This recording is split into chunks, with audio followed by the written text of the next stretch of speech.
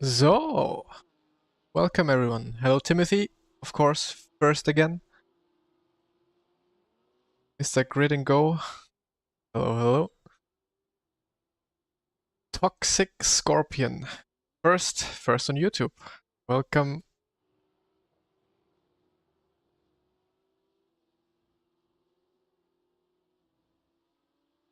But baited here via my live message. Good.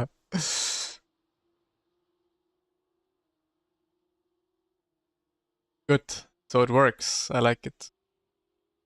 Moin Chris. So I think everything is working. Looking good. Yeah, let's just drive a little bit. Moin Wichert. But always first, so well, this time you are, and that's what counts. I click again next time just to honor it. Perfect.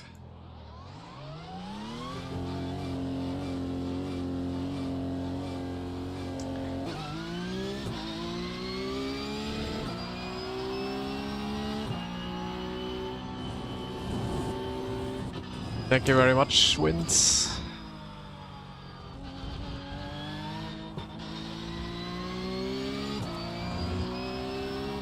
Ah, man.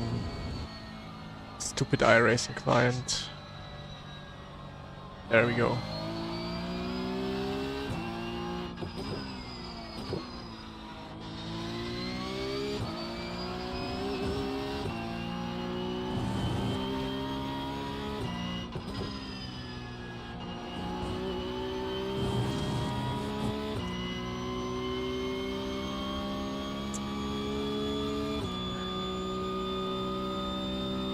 Subs only. True. Well, you gifted subs, but you are not subbed yourself. Giving to the people.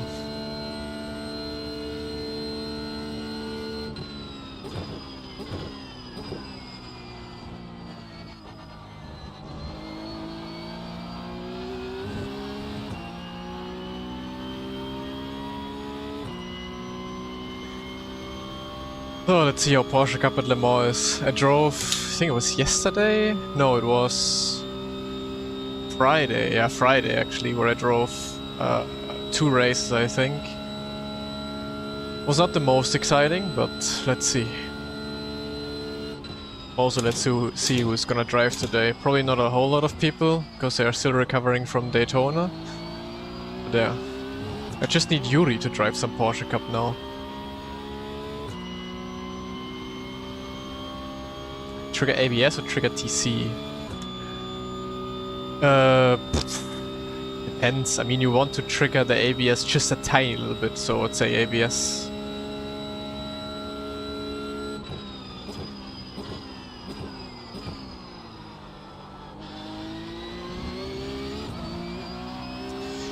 Yuri still doing Daytona? Aye.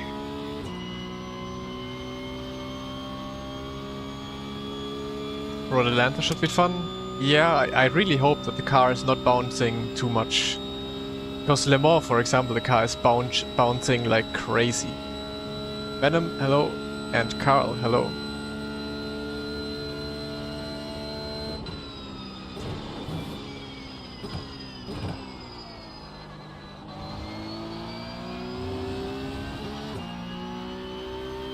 Road Atlanta's horrible. Oi.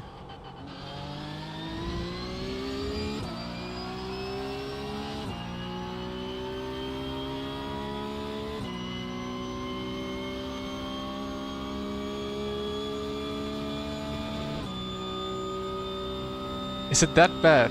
Yeah. I mean, I'm gonna try it later. I'm gonna do, I don't know. I'm not gonna do many races today.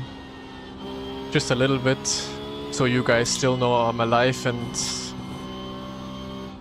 a good streamer. Stream for you guys. And then, yeah, I'm probably gonna do...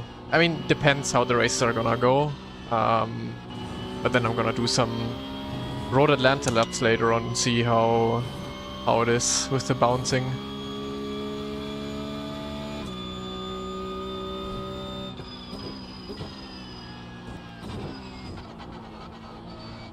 But also here the car is bouncing so much here. Like especially now, watch turn 1, the first chicane. It's so annoying in this car. Every other track so far has been fine, but now Le Mans is really crazy. Too much. Like left is fine, but then here this bounce. Oh, okay, this was actually good. Yeah, but if you hit the corner just a tiny bit wrong, then you just bounce all over the place.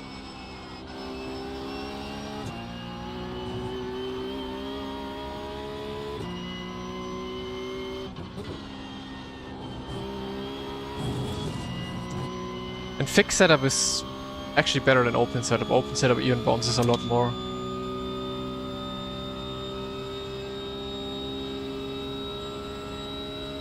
Okay. Well, apparently it's really bad if all you guys are saying that.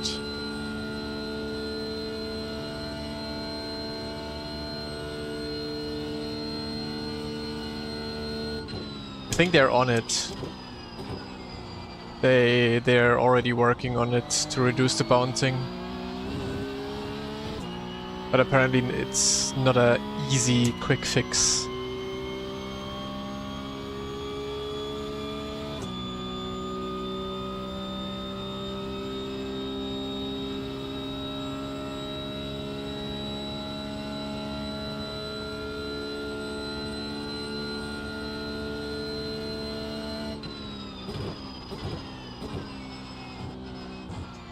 I don't think it's stiff, it's probably a bit too soft.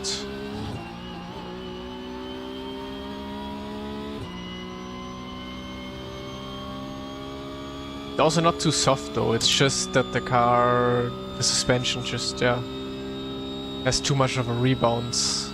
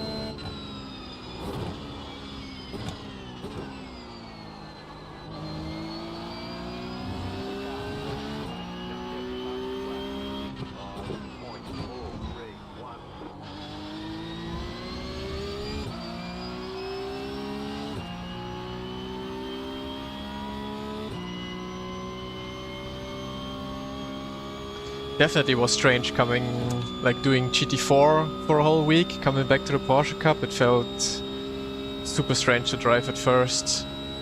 The car has so much grip, you can just floor it most of the times. I was being way too careful, still driving the Cup. But yeah, need to go back into it now for next week. Because I think the participation is actually gonna be quite good for Road Atlanta. Road Atlanta is usually a very popular track.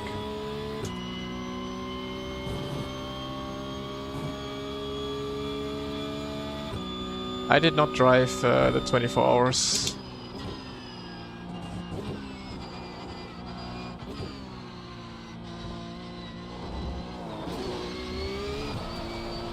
If you hit this perfectly, you can cut both corners, but if you don't hit it nicely, then you just bounce into every direction.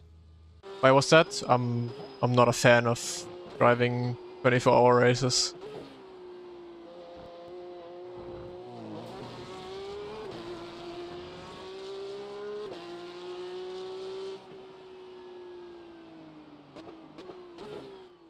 Yeah, Monza could also be interesting, yeah, true. What is it next? I think next week we have Road Atlanta, then we have... Is it Daytona or Monza first? Yeah, also Daytona is gonna be... The chicane in Daytona are gonna be interesting as well. Okay, Monza first. Favorite track to race? Good question. Like my favorite track to drive is the Nordschleife, but it's not the best track to race at. What is a good track to race at? Like really race? Good question.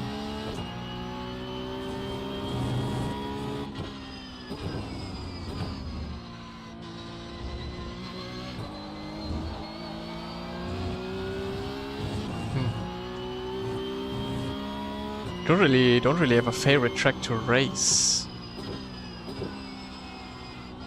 Silverstone, nah, never been a fan of Silverstone, I don't know.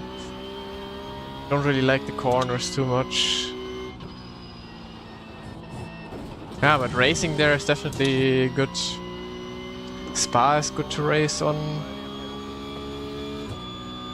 Also not really. Spa, you can really only send it after Eau Rouge or send it into the bus stop.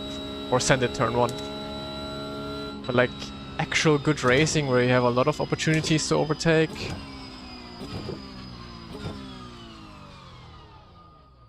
Hey Mika.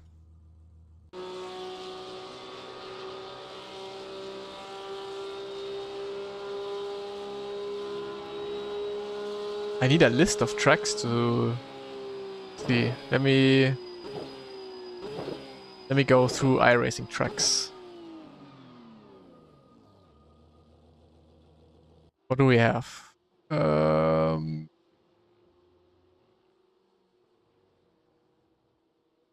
Now interested myself which track I see as good to race on.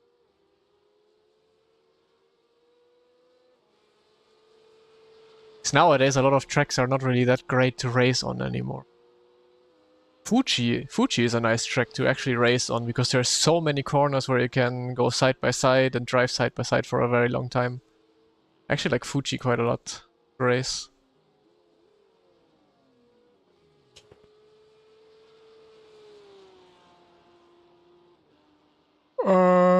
Yeah.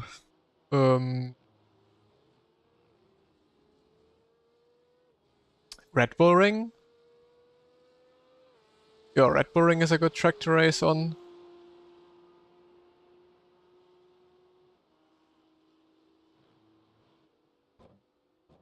Okay, we leave it at that. What did I say? Red Bull Ring and Fuji. That's my pick.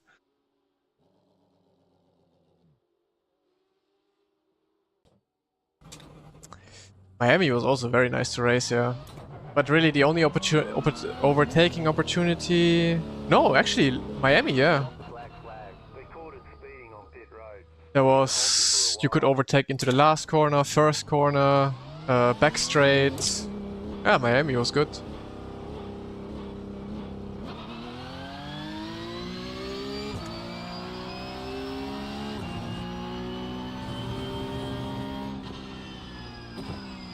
Hockenheim, yeah. Hockenheim is one of my favorite tracks to drive, but I think it's also quite a nice track to race on.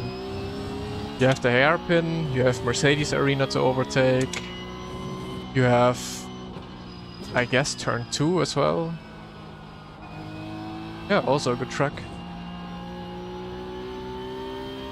Ruapuna Park. What even is that? Lime Rock Park, definitely.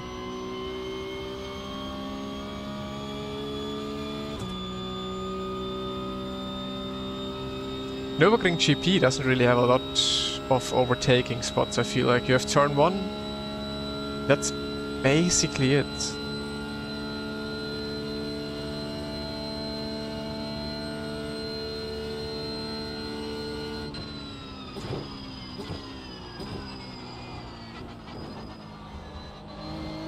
Oh yeah, also the bouncing in the chicane here is way too much.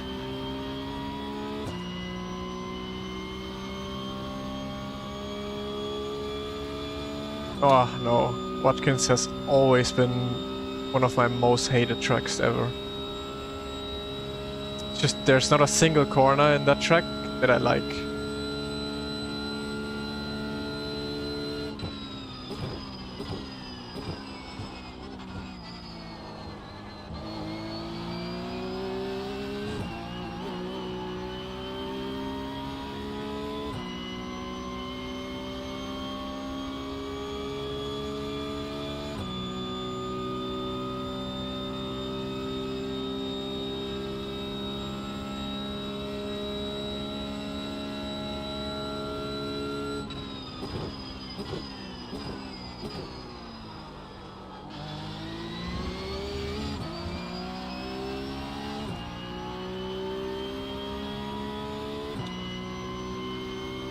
Okay, we have 250 signups.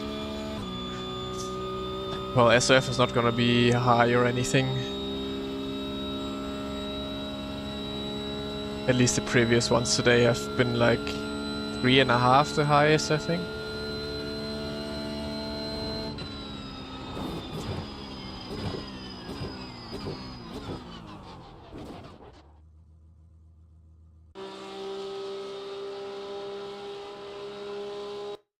Alright, let's go.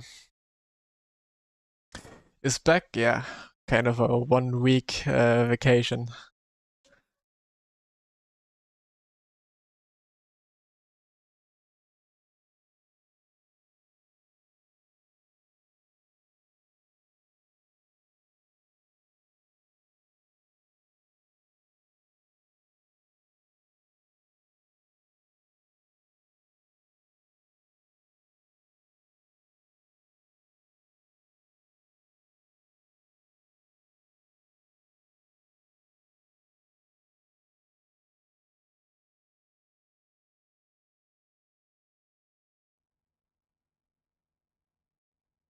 So, is in here. Oh, Liam, Deegan. Hey, we actually have a good grid.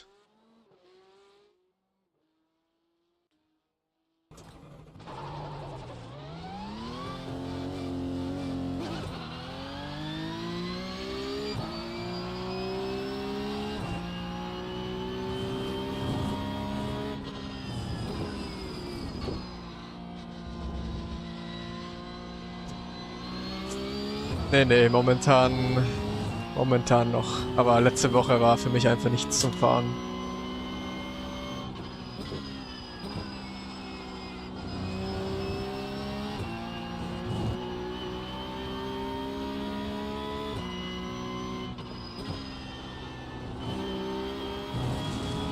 Hard to live as a full-time sim racer? No, it's actually quite a nice life.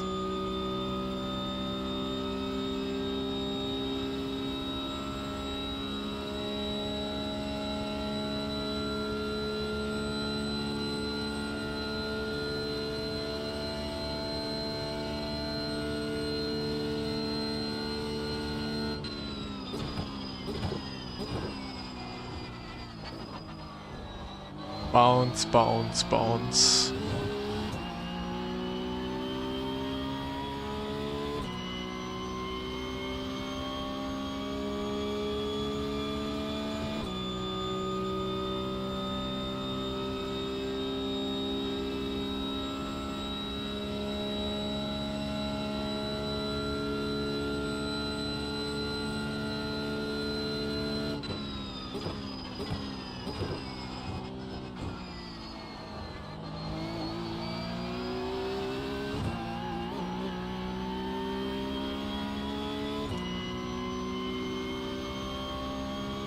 Ehrlich. Irgendwie kann nichts passieren auf der Strecke, finde ich.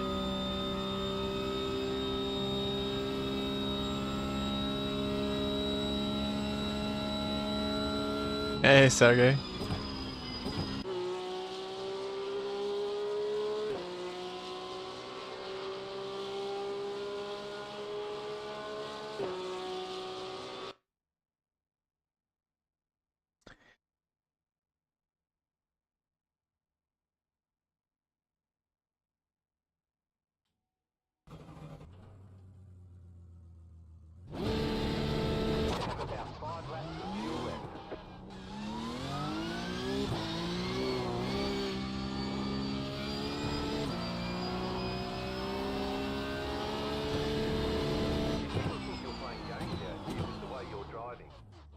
Will be deleted until you reset the car and try again.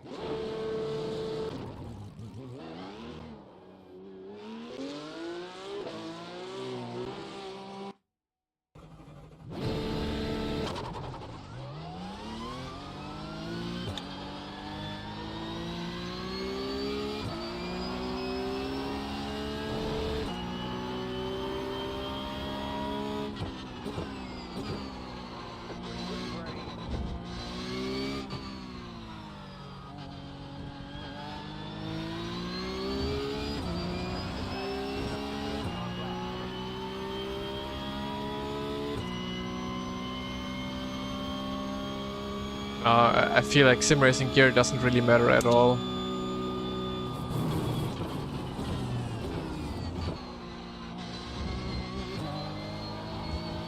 You can literally be one of the fastest and best sim racers with, I don't know, Logitech gear.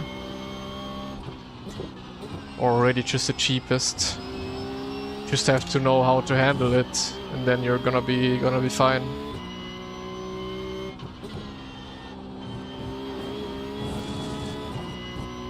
Here, the gear itself doesn't really make a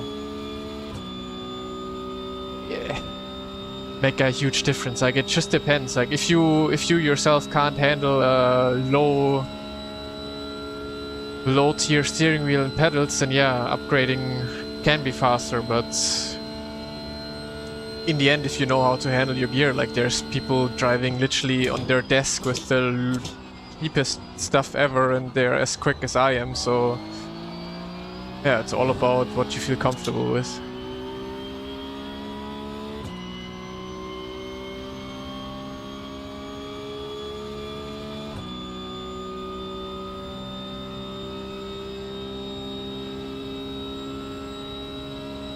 Like, higher end gear, probably you have a bit of a better feeling and can learn a bit faster and feel things a bit better. But in the end, it will be all about muscle memory, basically. So in the end, at some point, it doesn't really matter too much anymore about what equipment you have. But of course, usually higher end equipment makes it a bit easier. Or can make it a bit easier. So I wouldn't say it doesn't matter at all. But it doesn't matter as much as people would think it does.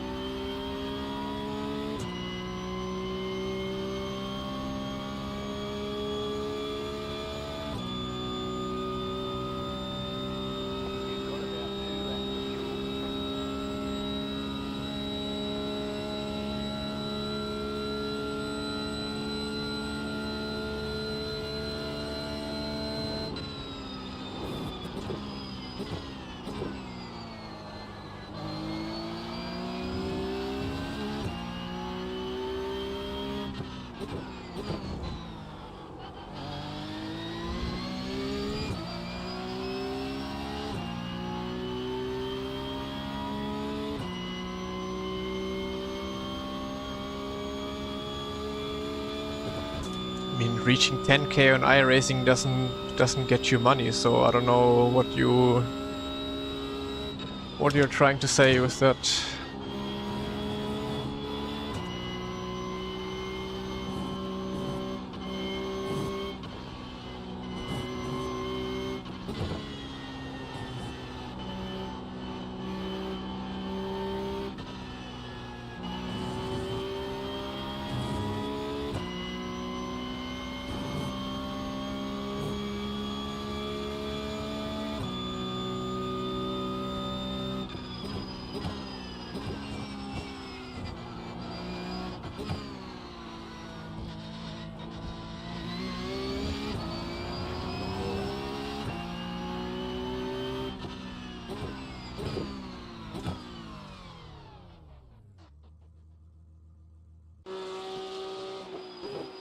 Oh, Elo, there's...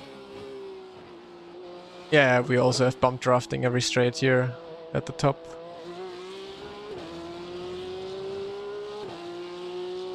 Are you looking forward to bouncing around Road Atlanta? Yeah. I'm very much interested how it will be like.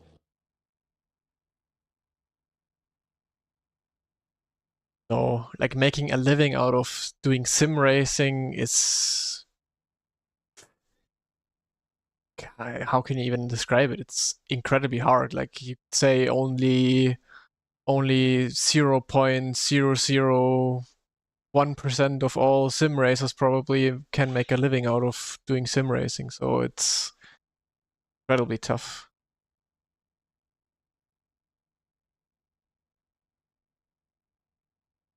If someone can learn how to get the last second or so on this track from, well, I'm also still missing a second, so you won't get it here.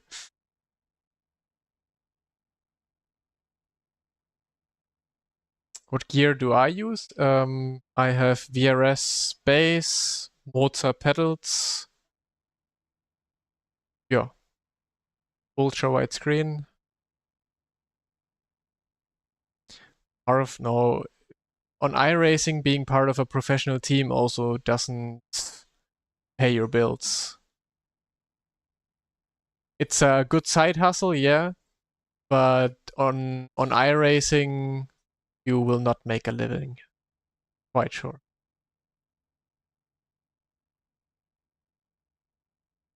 You need to be either like you have to create content, obviously, you need to stream, you need to be on YouTube, you need to make setups, you need to do coaching, and then all together, yeah, you can make a living out of it at some point.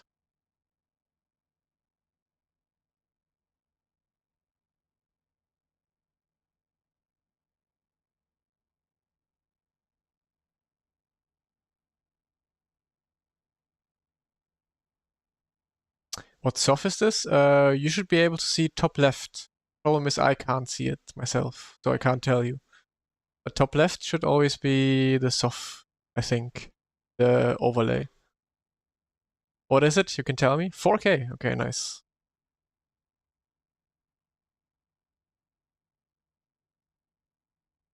Äh, ja, muss ich eigentlich echt mal machen. Vielleicht mache ich es auch jetzt schnell noch. Alright, there's the checkered flag. Chat Commands, Custom. Where is my equipment command? It's not up to date though.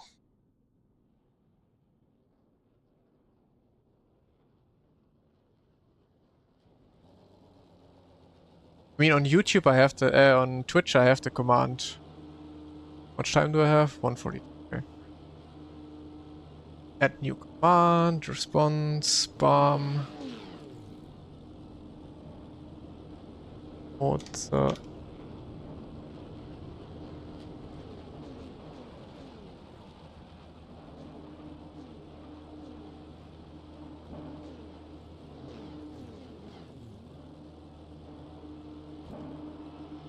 So, command is active on YouTube as well. Exclamation point equipment, and then you have my equipment.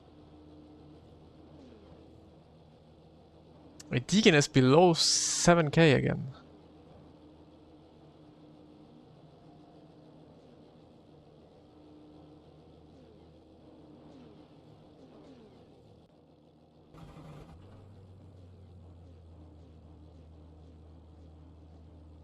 Oh yeah, Deegan is at 6.7. The fuck? The estimated strength of field is 4,022.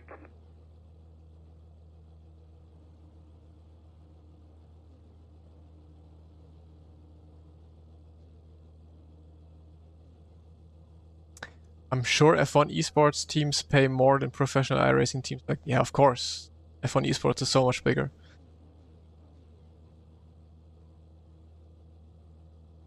This iRacing kept freezing. Ooh. Okay. Well, let's hope it doesn't happen this race.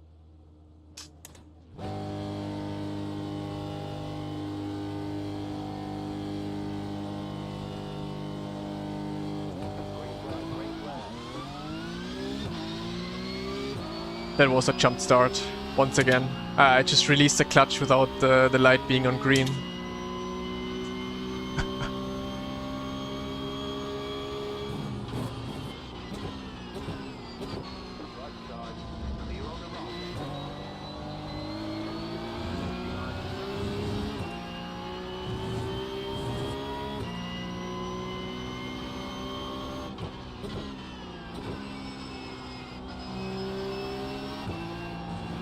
This happened the second time now already that I'm jumping the start without getting a penalty.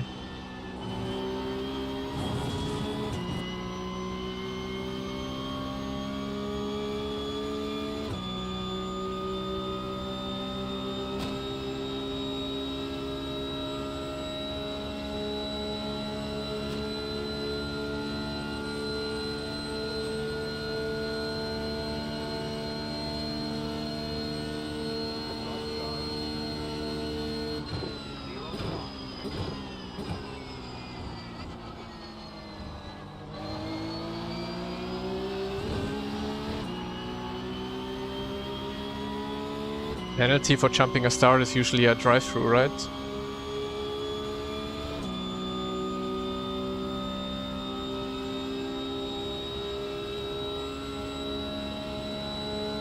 Moin Schrader, ich bin kein Daytona gefahren.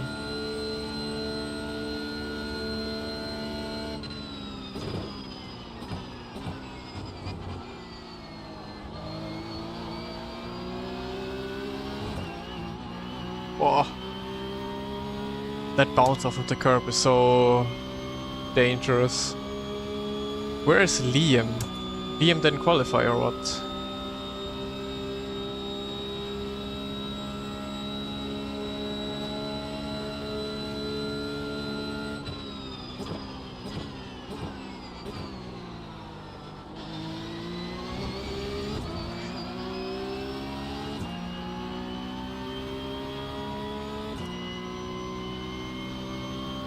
So this is gonna be 6 laps of just bump drafting now. Pretty much. Also ja, ich hatte überlegt, aber nicht wirklich.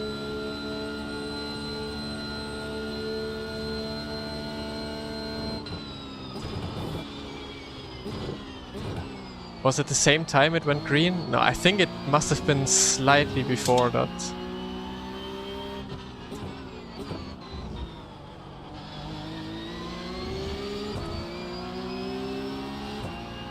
But yeah, it was very close.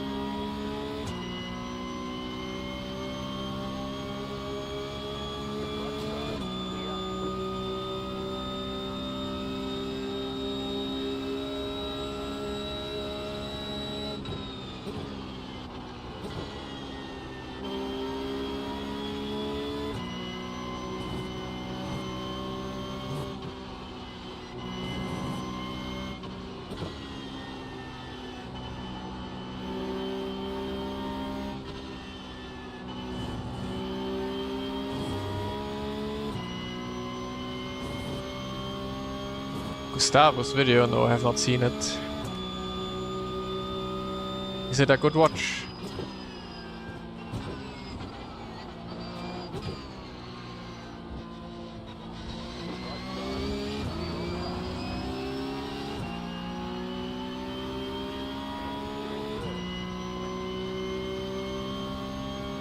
No, F1 esports drivers are one of the best drivers that are out there. The game doesn't matter, those guys are one of the quickest drivers in all of sim racing.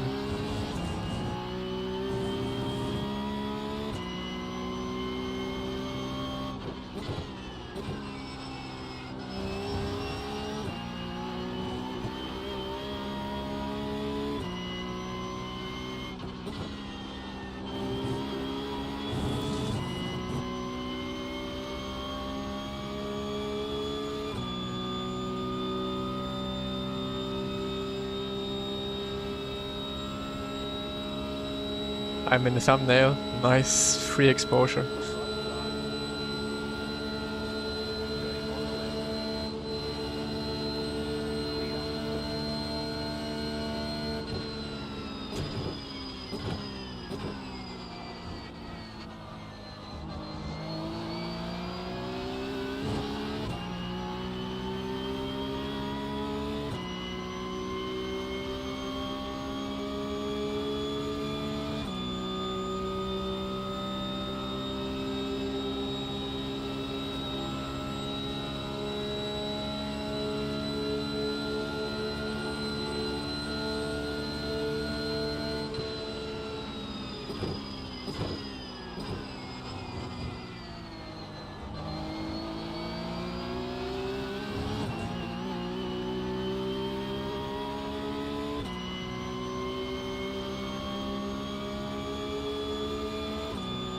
It really doesn't matter how good or bad a game is. As long as you're on top driving there, you know how to drive. That's just the most important aspect of it.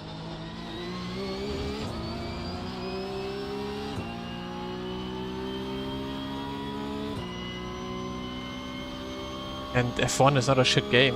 the F1 game is a really good game in general, if you just think about it. Of course, if you drive on the top level, you will notice some flaws that the game has, but same thing is on iRacing, same thing is on Race Room, same thing is on ACC, everywhere.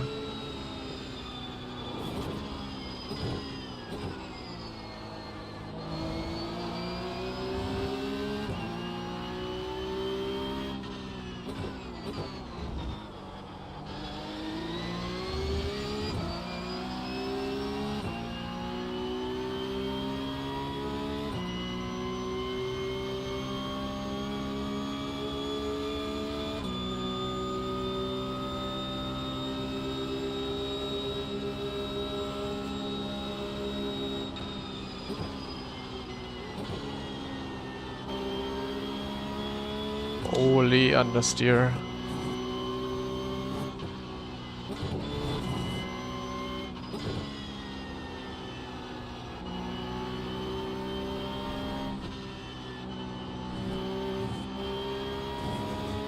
Come on, that must be a slowdown. If I go off like that, I get a slowdown. This is fixed. Oh, Tegan is sending it like crazy. Oh, he's also lagging quite a bit. His car is going places.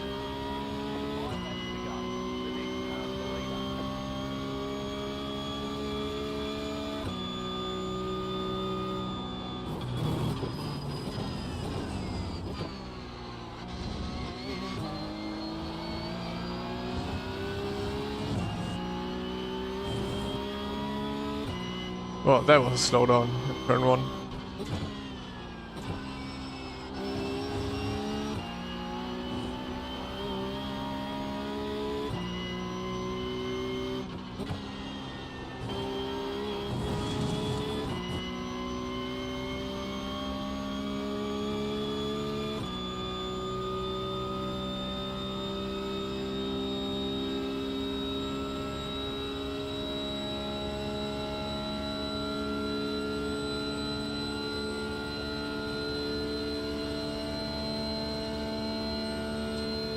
I don't know, I don't think there will be a pinnacle sim. LMU has just way too many restrictions of not being able to do anything else than hypercars and GT3s, you know? So I feel like LMU is probably can be and will be one of the best sim games as it is, but it will just be missing content at some point. The best ultimate sim racing game could be the new Assetto Corsa. If it really, you know, because you could have everything under one umbrella basically. Because AC Evo could be the sim for drifting, it could be the sim for racing, it could be the sim for driving free roam, it could be the sim for basically anything and everything. And if you have this one game where everything is under just one thing, that would be the ultimate game.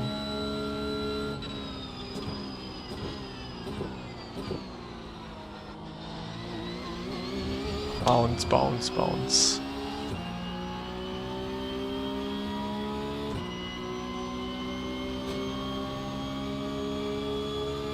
Yeah, but the game is called Le Mans Ultimate. So, and it's basically the WEC game, the WEC game for it. And just like ACC was always the game for the basically GT World Challenge and the surrounding championships around it, ACC was never able to do TCR racing or anything like that, you know? LMU has the same restrictions.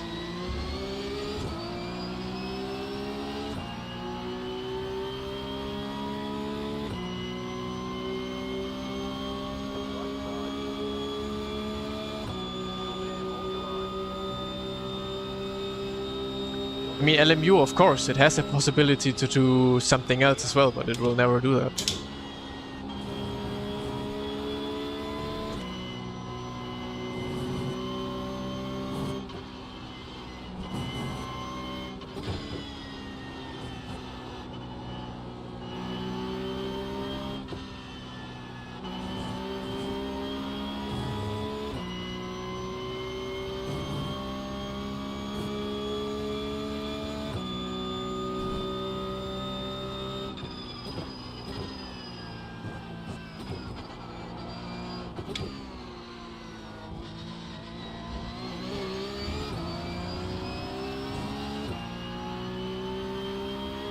iRacing is so bad with GT3.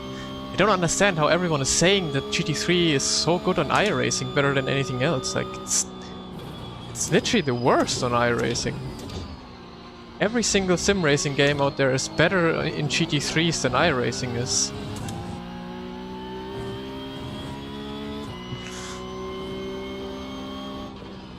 Like, especially LMU, I feel like.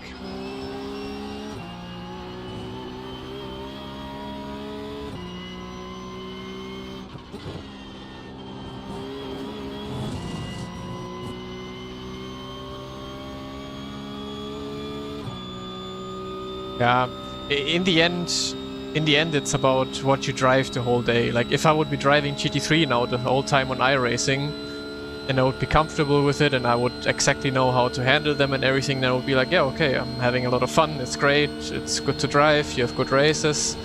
And then I also wouldn't care too much about what LMU does, you know, it's just about, again, being comfortable with something, being familiar with something.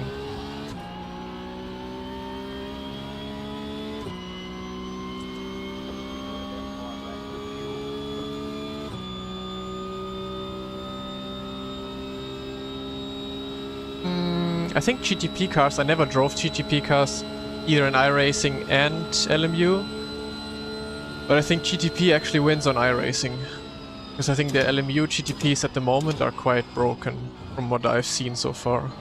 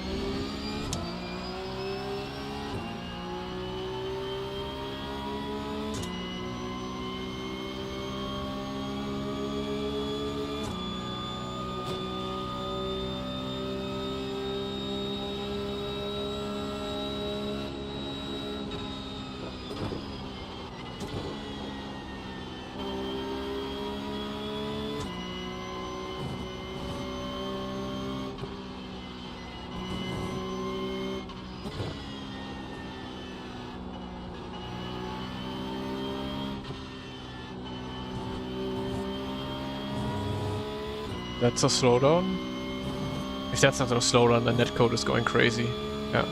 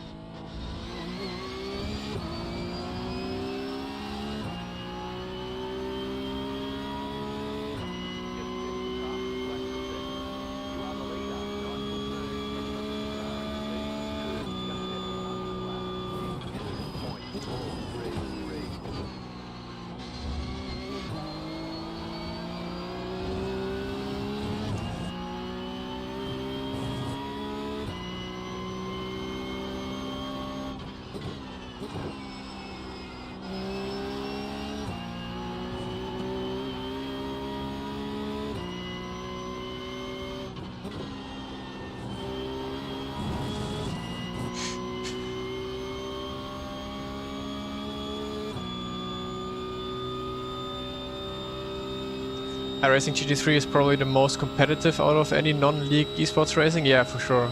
That's why so many people are obviously on iRacing, because you have much more players, and especially the top drivers have more competitive people to drive against. Like on LMU, if like the top iRating or iRacing drivers in a GT3s would sign up for a race on LMU, then you maybe have like 1 or 2 people who you can fight against, and that's basically it. Did I practice off stream? I did 2 races on Friday, so I guess yeah.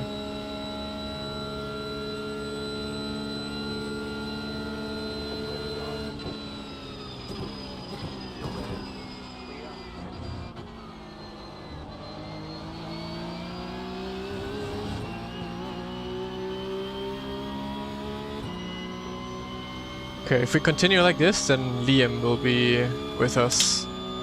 I don't know if that's Deegan's plan, but maybe he should concentrate a little to not get off tracks all the time or slowdowns.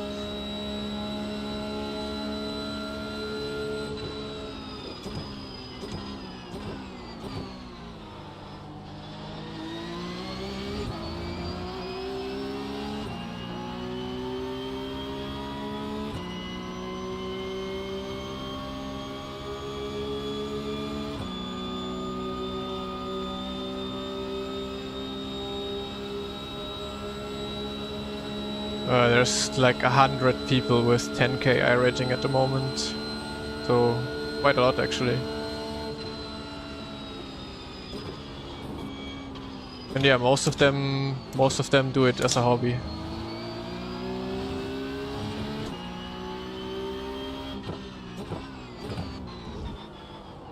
Come on, Deegan, concentrate, man.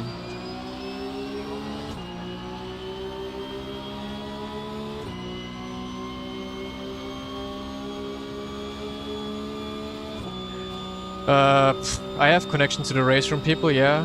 I mean, they're trying to fix or like do a whole lot with the sim right now, but the game just has some fundamental issues, whereas the code is like incredibly old from 2013.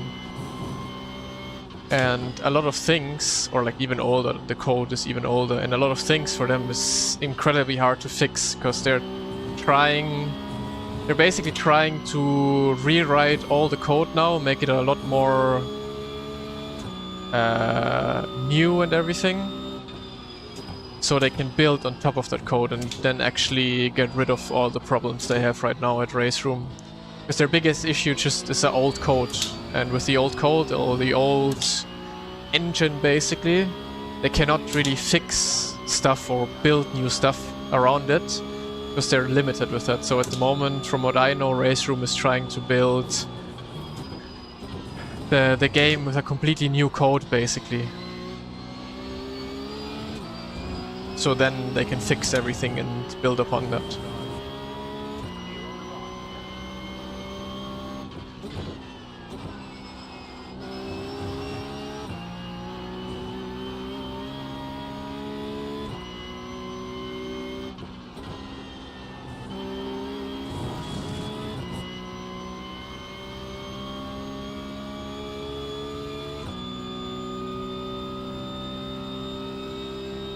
Race Room has been like last year for Race Room was incredible. So yeah, let's see how they're gonna change or what changes they do this year. 'Cause last year was already incredible, from basically for years and years no changes to the game to having a really good multiplayer now. I think they still have some connection issues or stuff like that, but really good content drops and so on. So the game is really going forward, which I, as like a Race Room, like back in the days, basically what I started with Race Room, I love to see that.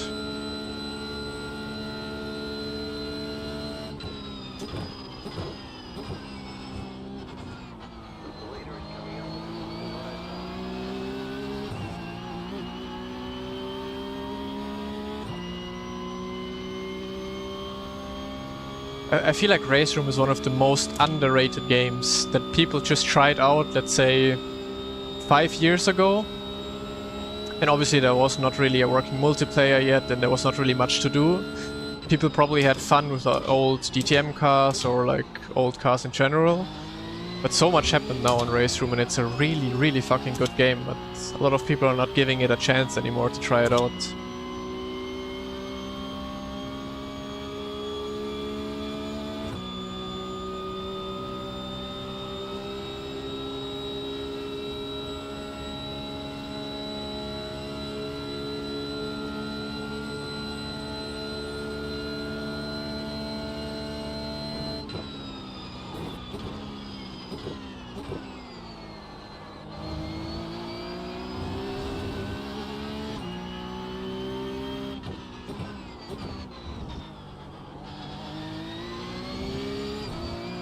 I think Deegan is really just helping Liam, and then the both of them will probably work together in the last lap.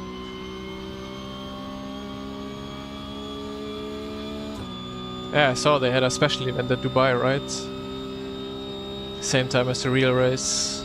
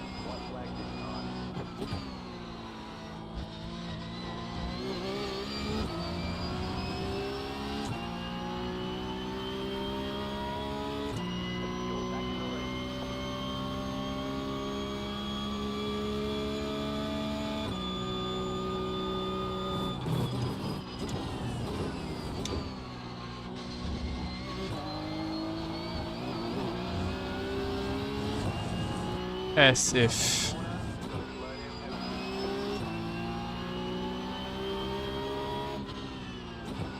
Anyways, it's probably better to be in this position than leading the race.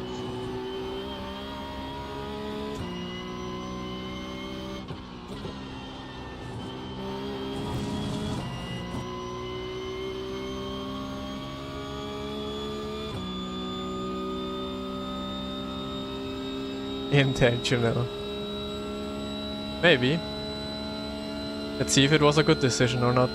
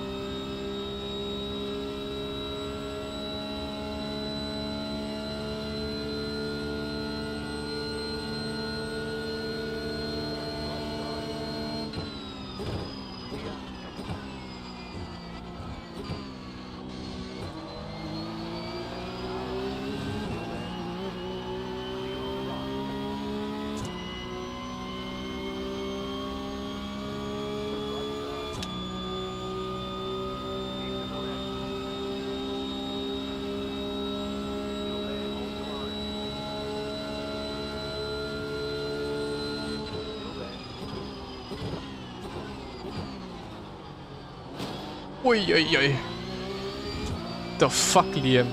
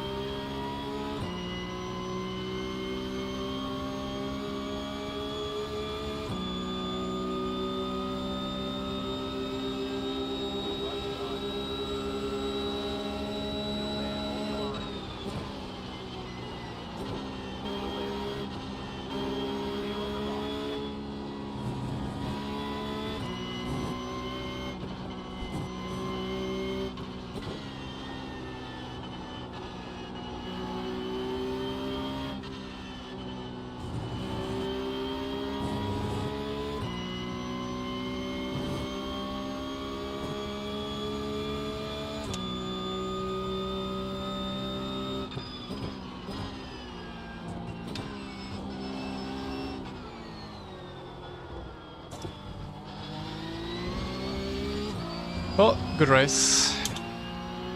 So hard to win here. Checkered flag, checkered flag.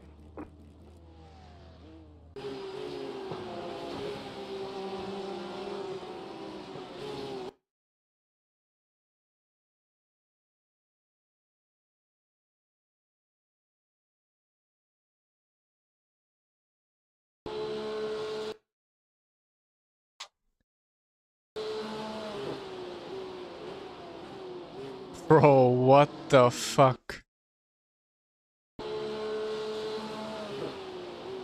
Where did he brake? Way too late, holy. I brake here, and that's the perfect braking spot. He's braking here, what the fuck? Nice slowdown, Stegen.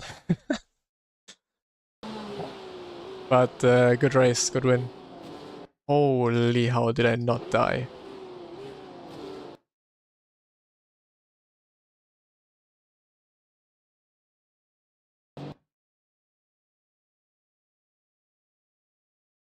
Ah, that was a good move.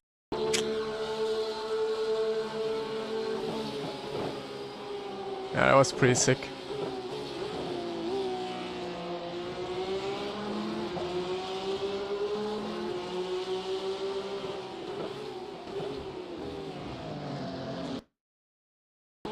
And here I just left too much space to the inside.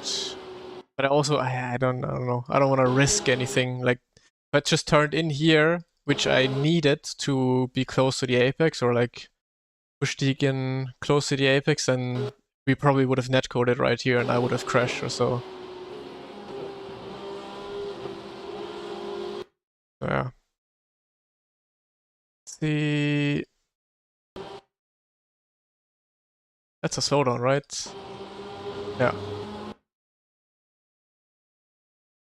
Oh, big cent.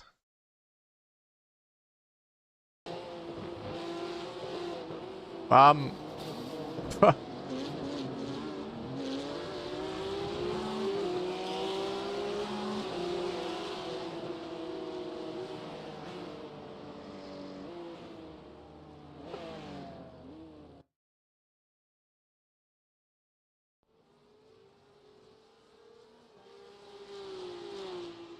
um.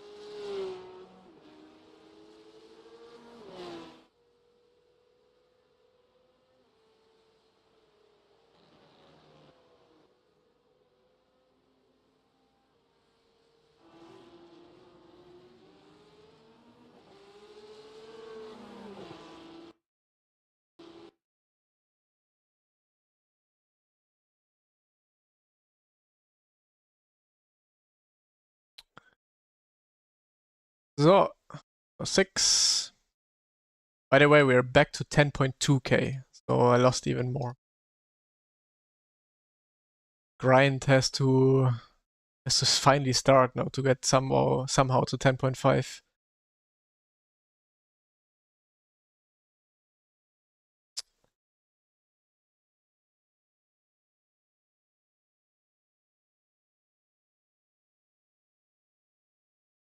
Have you ever had burnout moments when you thought you just don't like driving the sim? And yeah, of course. I mean, on an esports level, you have to practice every single day. Like be in a practice session, basically the whole day driving alone, and that's not really fun. That's like it's a job. You have to do it. It's not like I wake up every single day. I'm like, hey, let's go do one more 6-hour, 8-hour practice session today. Trying to find 0.001 in lap time. That's of course. You're not very happy to do this every single day, and it's not like it's fun to do. I don't want to complain. It's obviously more fun than sitting in an office all day. I feel like and doing office work or so. But in the end, it's basically just a job in that sense, and you just do it because you have to.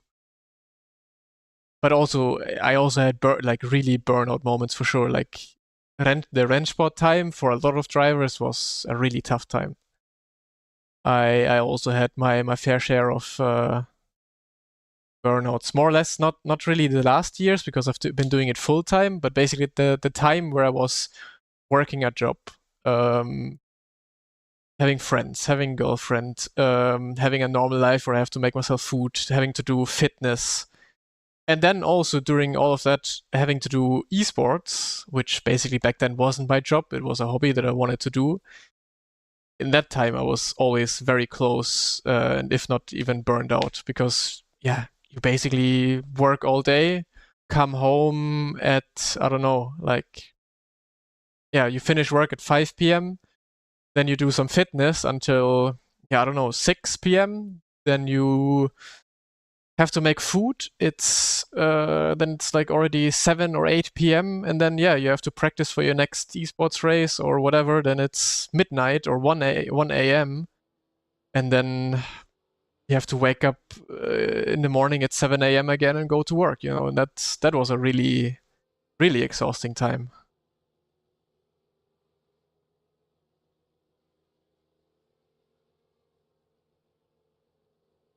Can you explain what the car needs to be doing in order for you to increase or decrease PB? Well, there's two ways of determining which way you have to go.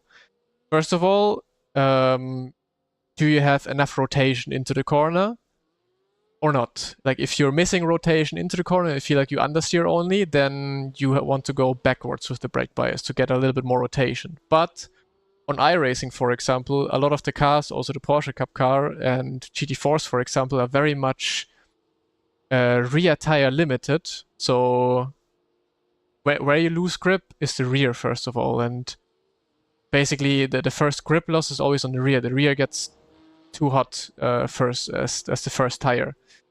And on iRacing, you kind of have to counteract that with going more to the front with the brake bias. At least that's what I found a good way of doing it. So you kind of want to be like, okay, do I still have... But of course, you still don't want to lose the rotation into the corner. So you have to find the middle ground between having the right rotation to go into a corner, but also not killing your rear tires.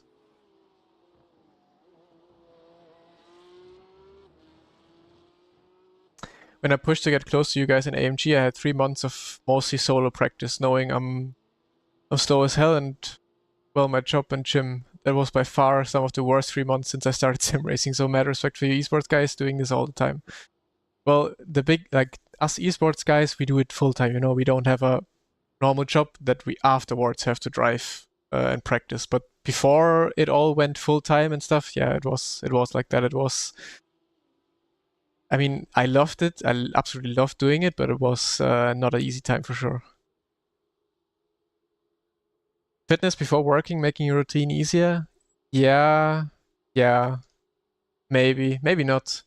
It depends. Like if you come home from work and you go on the couch, and then that's why your routine doesn't work, because you don't have the mental capacity of like pushing yourself to do fitness. And yeah, doing it in the morning is maybe a bit easier, but it just depends on the people.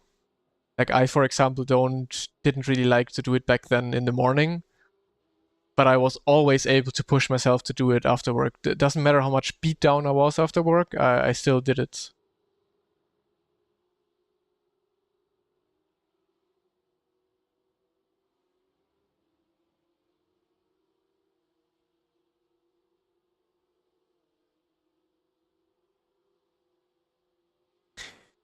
Good soft races for you are 11 p.m. to 8 a.m. Yeah, that's really shit time. Yeah, I mean, if you're in the wrong time zone or living in the wrong place, then you can really get fucked over by that.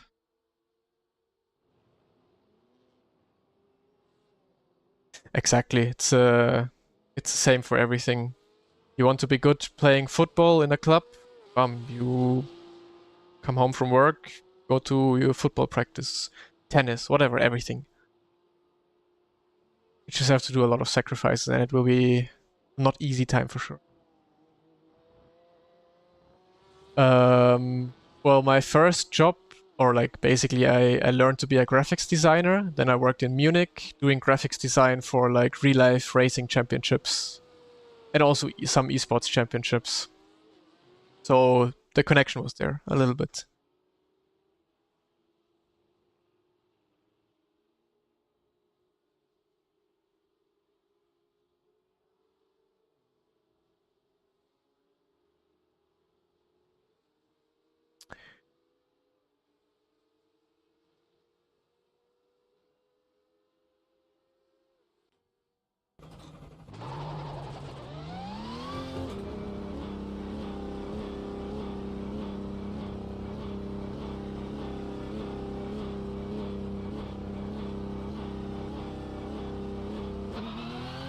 No, I mostly did like social media graphics for, I mean, back then I did it for the DTM, for the ADSC GT Masters and stuff like that. I did like social media graphics most of all, but also video editing and stuff like that.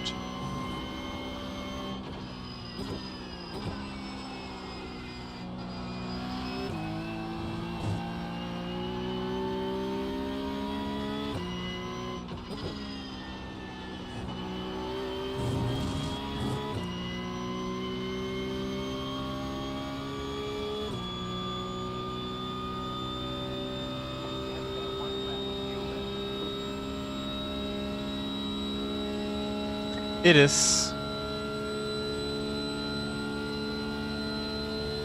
My biggest problem though is I can be creative, but I'm having a hard time like creating something from scratch. For example, like when I did social media graphics for back in the days in my job, I always had like a template. Like you have to work like this. This is the design we want to have, and you have to basically work with that design. So I didn't have to come up with my own design. That's the only thing I'm oftentimes not really good with.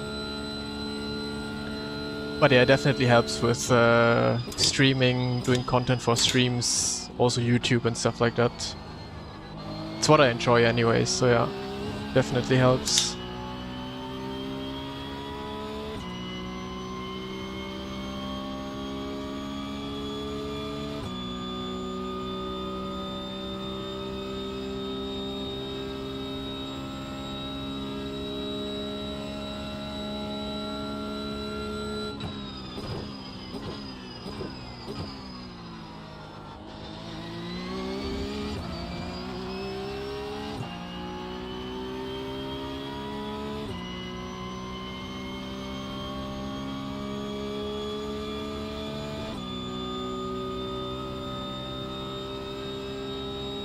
Oh, that's cool.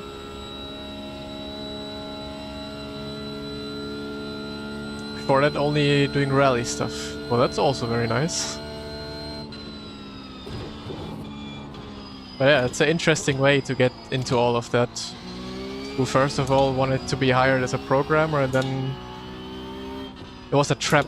Now you're just stuck here doing sim racing.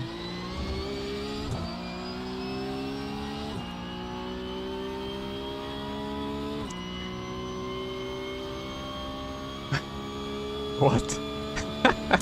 Are you having a stroke? No, next week I'm gonna be doing some Porsche Cup again.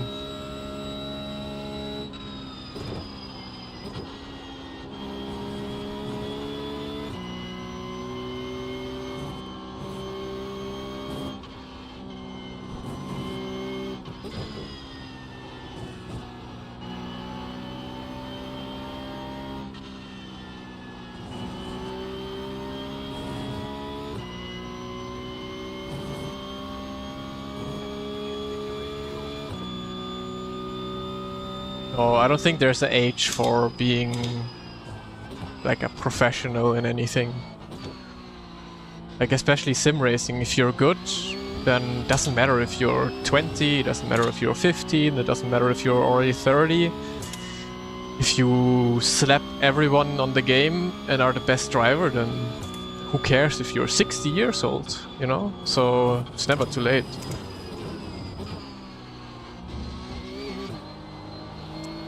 I mean, it definitely is easier starting out young, since it's easier to learn, and you learn faster for sure.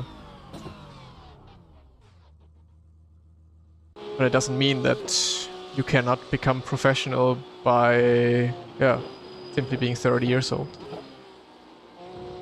I also think Road Atlanta could have some big softs.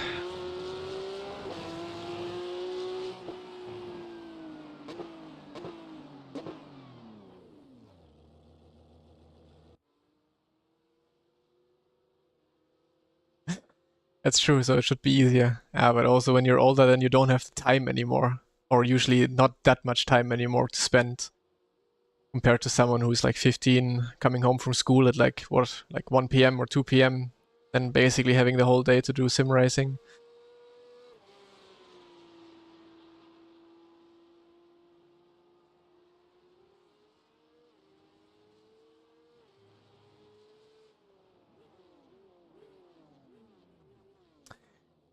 P-Cup and Mazda, that's quite the combo.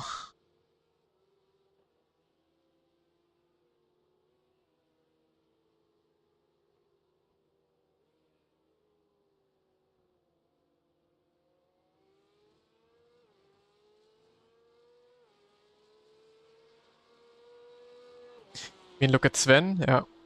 Yeah, exactly.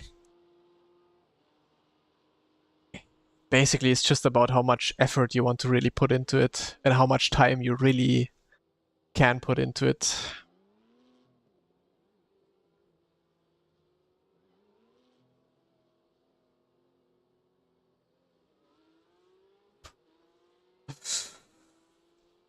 Yeah, could be interesting, Road Atlanta for sure. Ugh. Haven't tried it yet. I'm curious if it turns into an airplane. Yeah, everyone said it's very bumpy. I'm gonna be trying it later on. Maybe already after this race. Not sure how long I'm gonna be streaming today.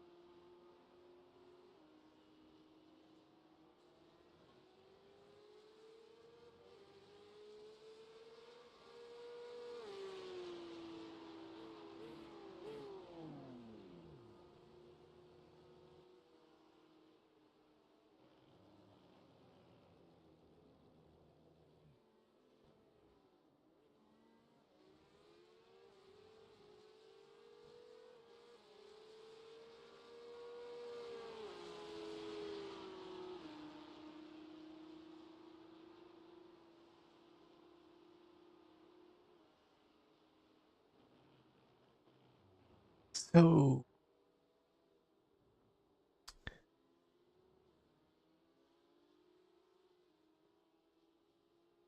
I don't know. I think there's just way too many tracks that I really don't like. Road Atlanta is one of them that I never really liked too much.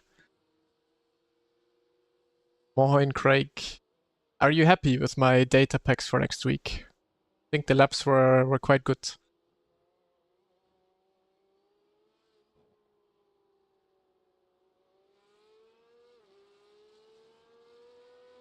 But a Porsche Cup will be busy this week. There's not a lot else on. Yeah, true. I think there's not a lot. So probably there's gonna be quite a lot of people doing Porsche Cup.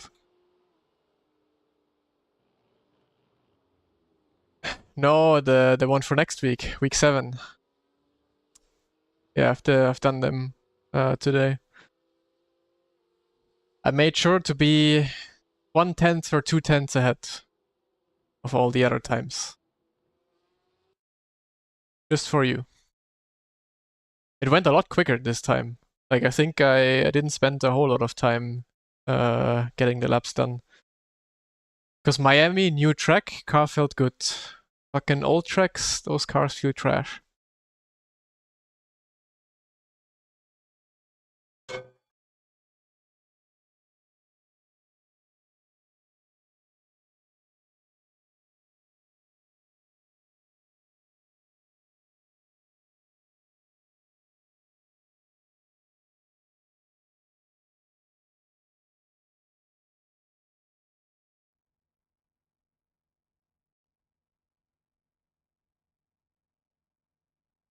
So, who do we have? Again, this time no Liam.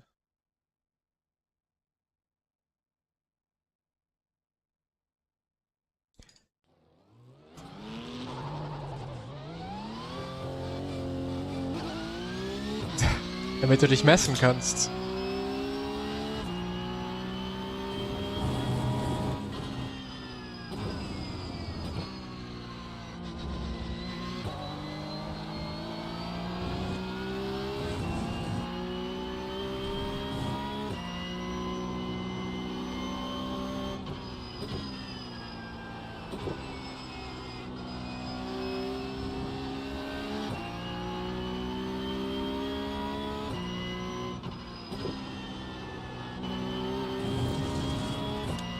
Craig can't go, there will be a security issue if he goes. There will be too many people wanting photos and autographs of him.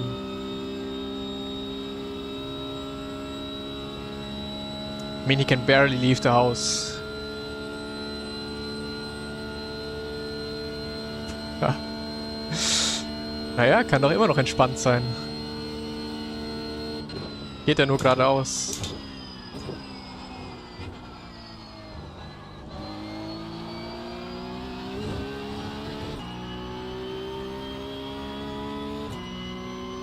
Co-setups don't pay for the travel. Well, the big bosses were there. Probably the company paid. But I guess Craig is not important enough to be there.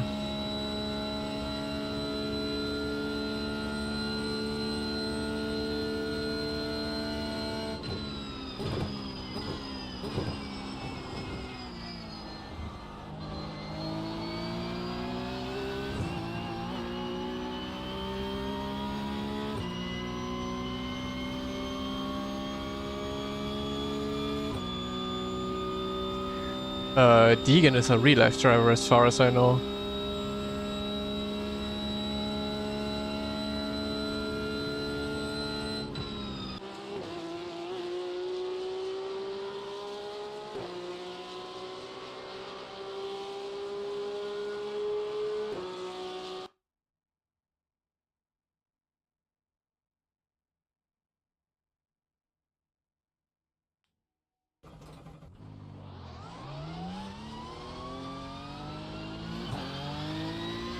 Went from 1.8 to 3.2, it's quite the grind.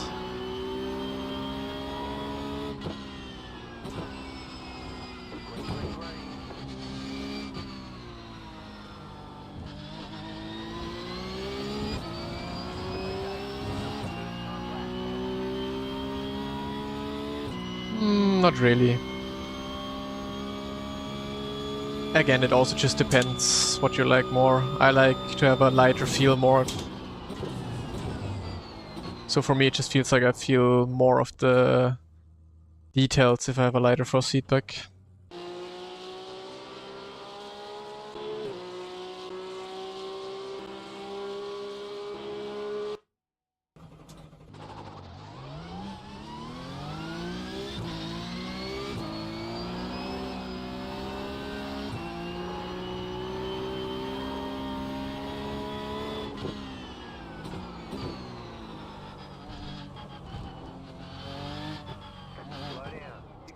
Man. So fucking annoying, this qualifying here.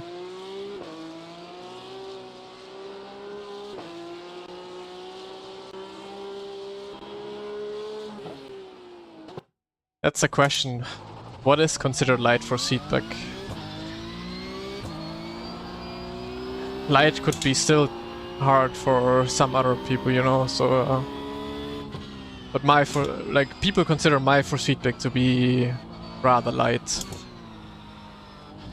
So if you want to have a look at my settings, then that's what people consider as light, I guess. Okay, let's have a good lap. Concentrate a little bit.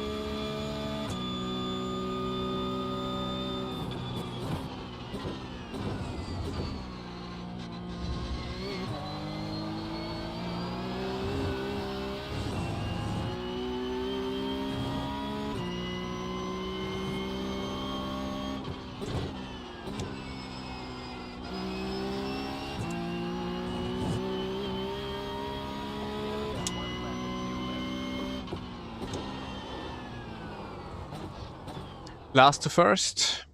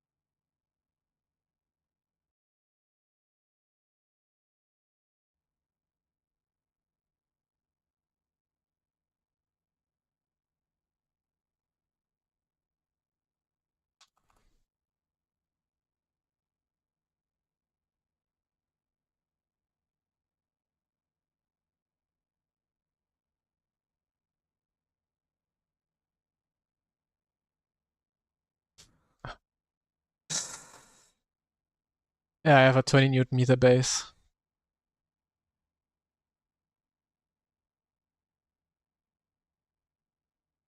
I mean, usually with my 20 Newton meter base, I use around 25 to 30% of that in most games.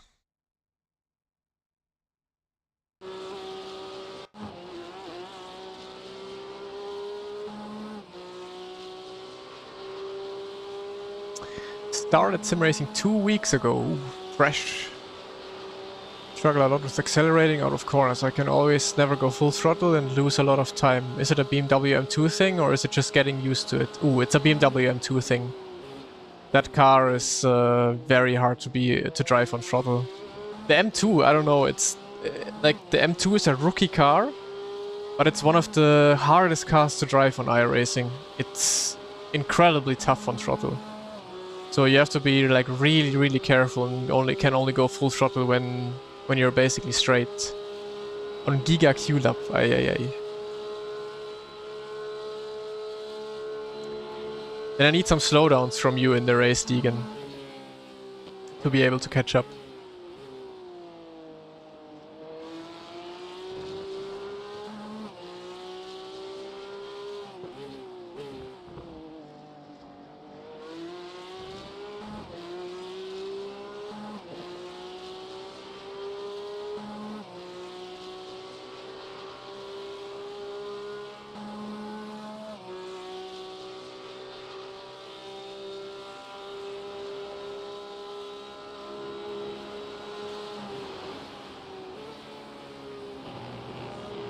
So we use 4.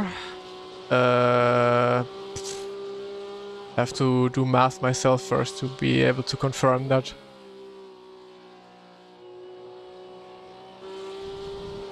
But I guess around that.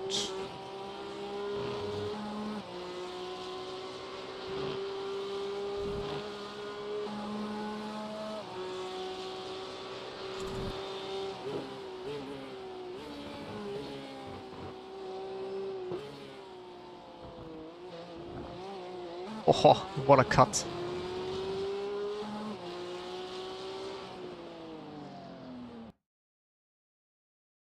That was a big takeoff.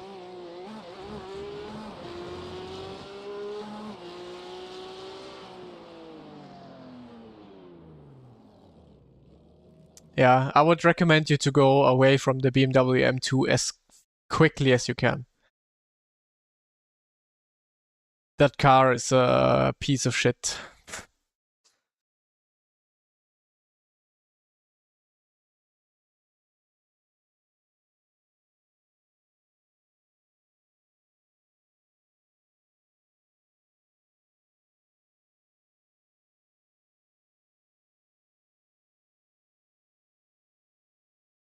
So let's see. Need a bit of luck, I guess, to first of all survive and then get through the field.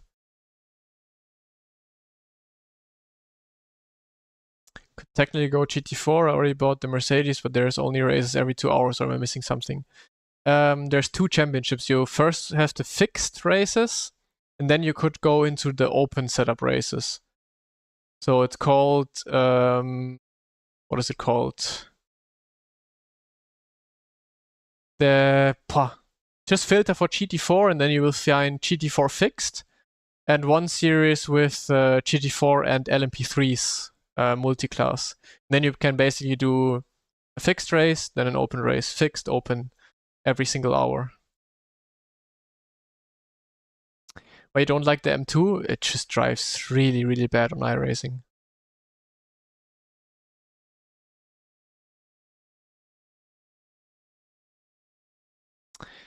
Even with D license. Ooh, that I don't know. If you can drive sports car Falcon Challenge thingy with D license. Ah, it's C rated. Okay, yeah, then not, unfortunately.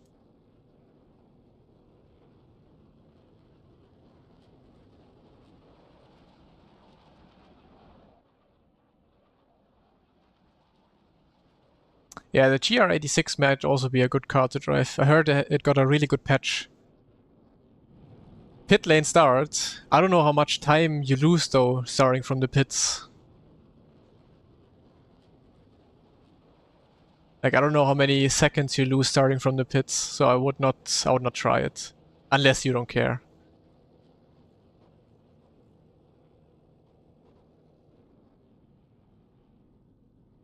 Okay, you lose apparently a lot, so don't do it. Just don't push everyone else and I will catch up.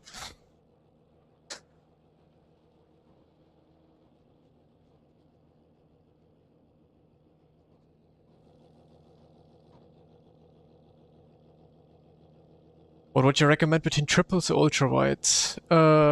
Depends. If you just solely do iRacing, I would probably go triple screen. If you are mostly on LMU or other sims, then ultra wide. And if you don't have the best PC, then also only ultra wide.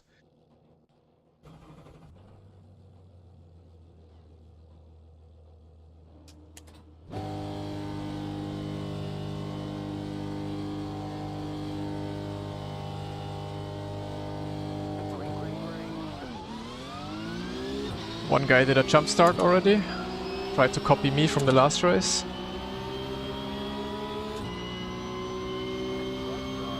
So let's survive.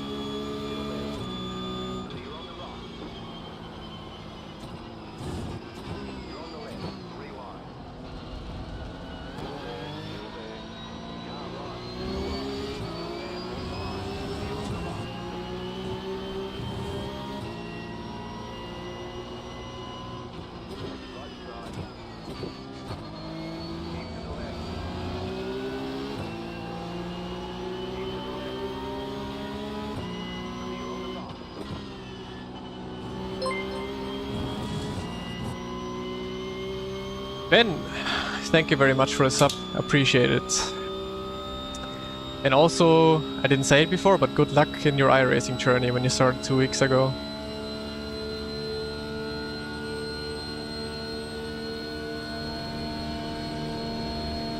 Okay, impossible to overtake with all the people in the draft train.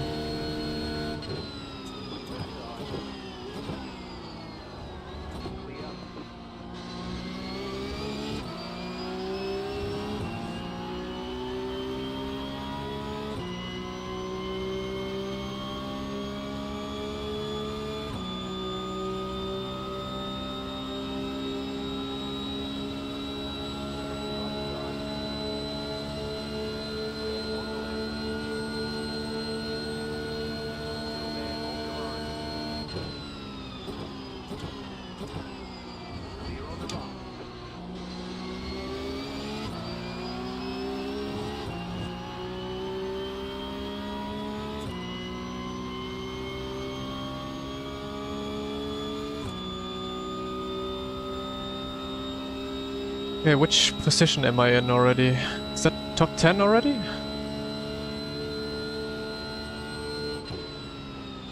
Probably not.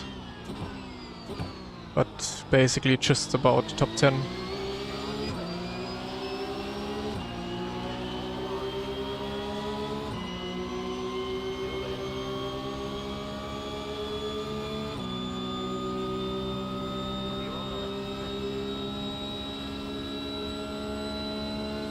Regular streams? Yeah. At the moment almost every single day. Except for weekends basically.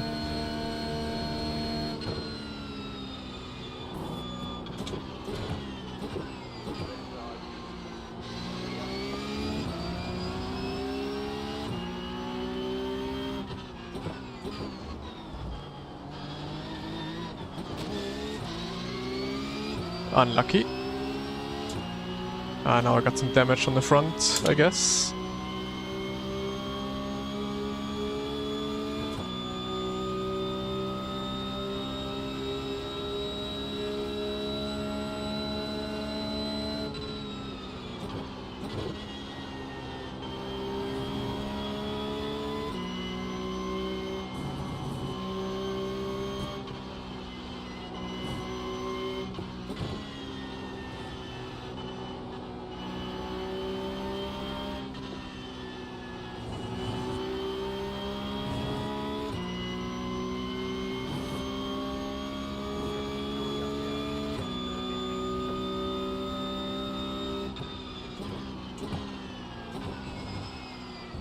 Still all a big train.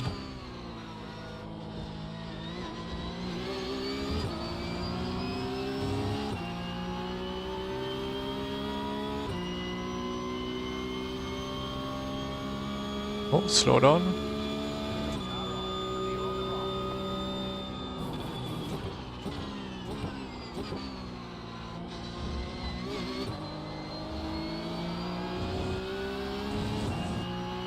Bro doesn't stream in the 2 days I have weekends. Well, I also have weekend in those 2 days, so I'm not streaming or working.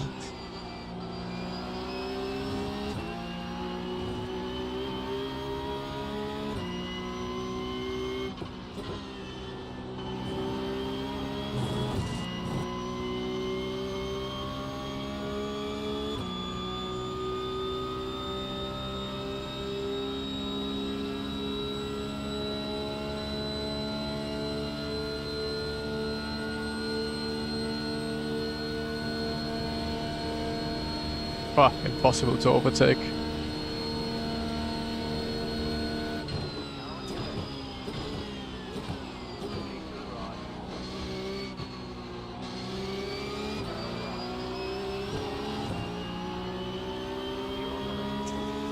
Using only 30% of a 20 Newton meter base. Does it allow you to hire for shielding and iris and get finer details? Yeah. Basically how I have my settings is that I don't get these very high punches in the force feedback. And like that I just have a much more controlled feeling of the force feedback.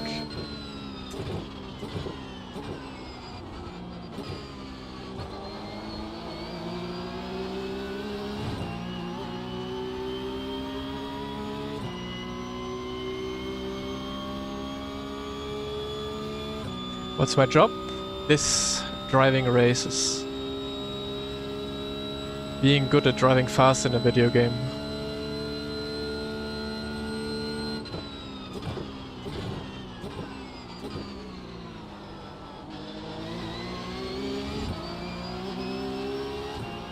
Okay, I think I have to make some moves quite quickly, otherwise this will be tough.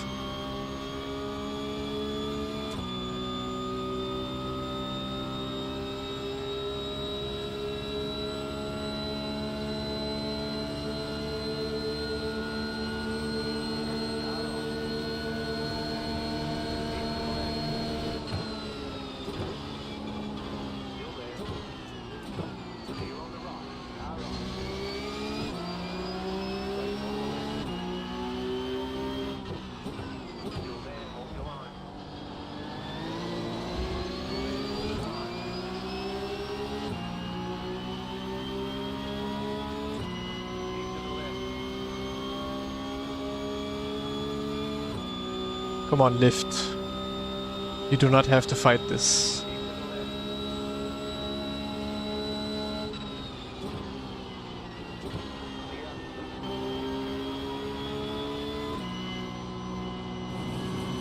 He wants to fight it.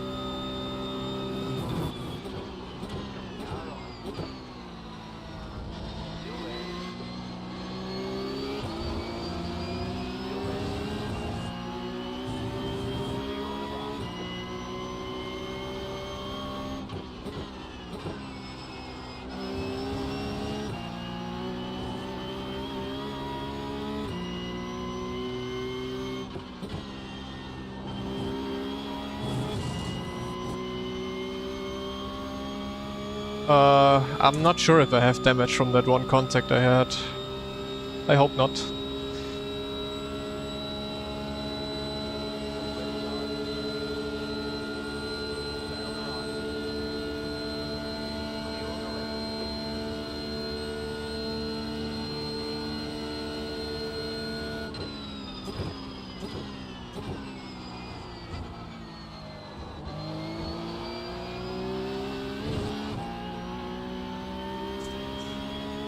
Problem is I need someone to push now.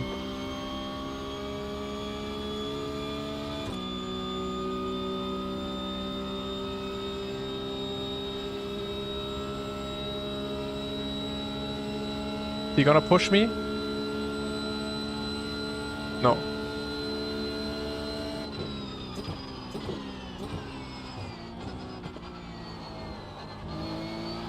Okay, I just need to be fast enough to catch up to the guys in front. 3.6 though.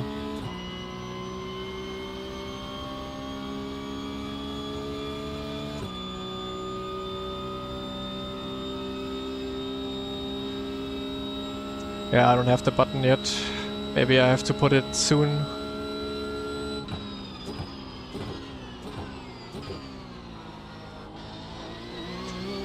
But in the end it doesn't really matter if I have damage or not. Couldn't fix it now, so really doesn't matter if I have damage or not.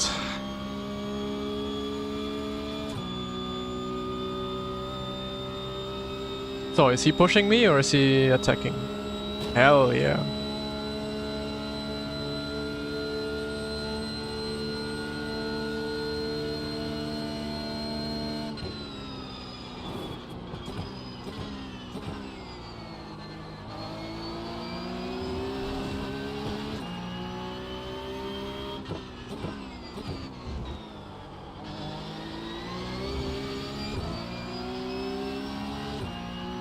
Nope, we were not.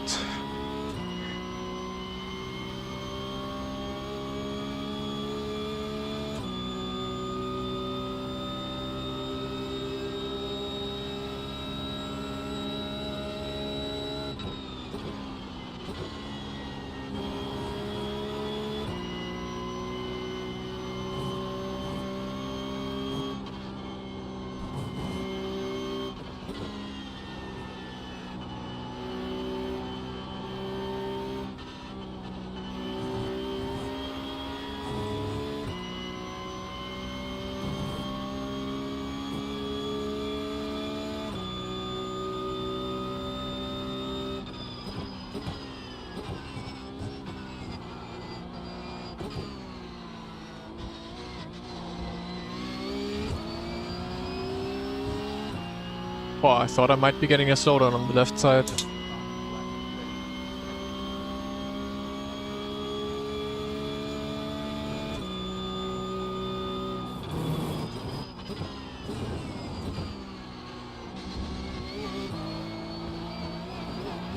But that's a slowdown.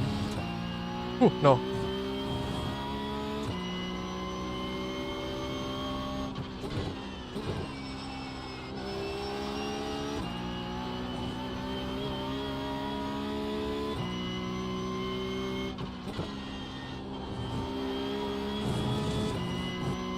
Two point six, 2.6, 2.5. Slowly getting in the draft range.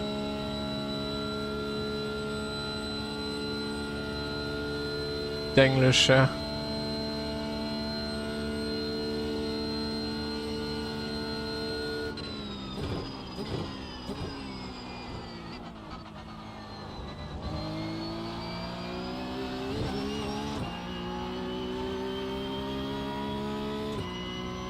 Oh, I think this might be impossible to catch up. Because everyone else in front just drives further and further away with the draft, and I'm just stuck here basically.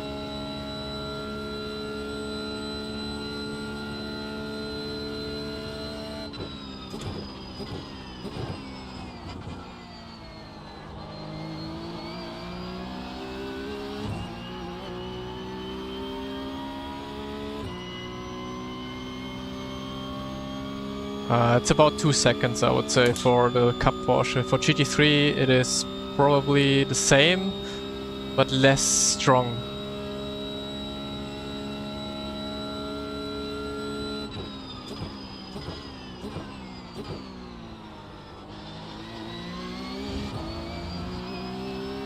The Cup Porsche draft is very strong, but yeah, it starts around 2, I would say, for all cars on iRacing, or most cars on iRacing, but it differs in strength.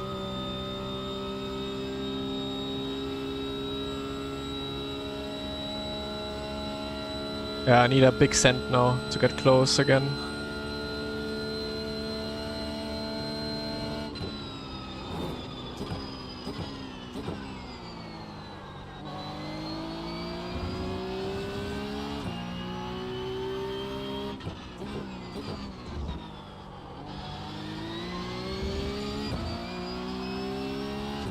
Because if I'm in his draft, then I'll get in the draft of everyone else.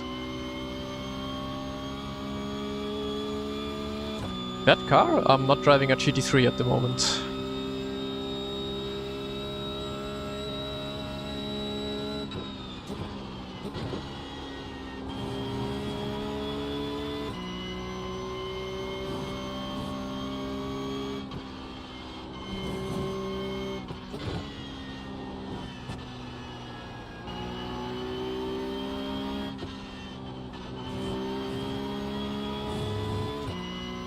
.8, yeah, I'm not really gaining anything.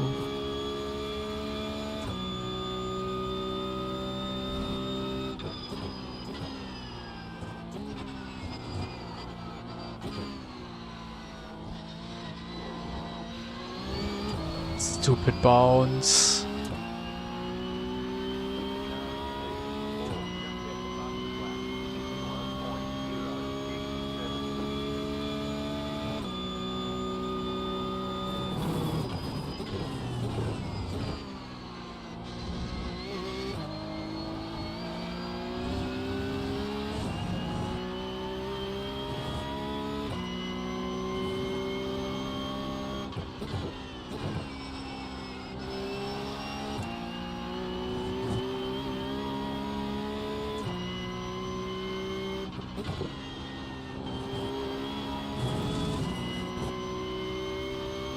Oh, I would say I'm lost.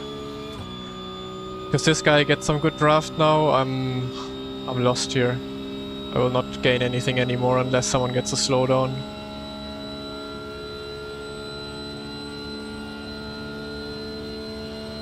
I'm not even getting pushed.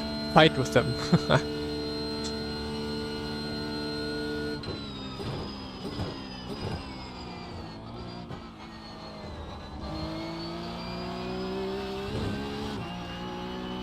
I'm just quite slow apparently.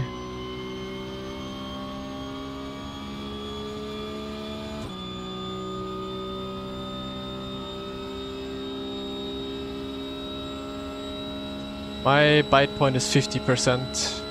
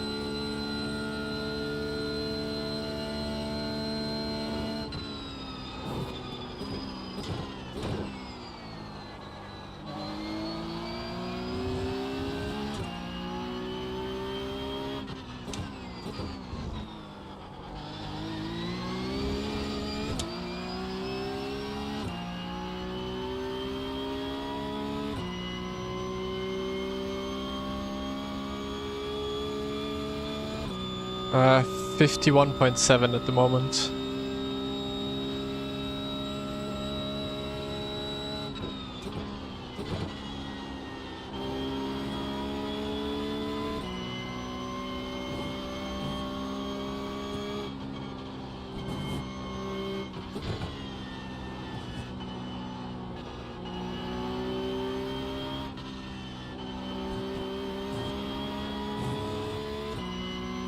I'm not gaining anything here.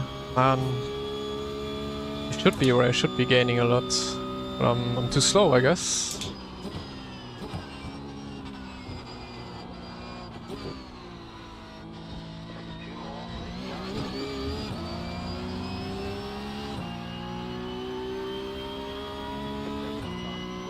Oh, no idea. But I guess I'm pretty sure the Cup car is not this fast IRL.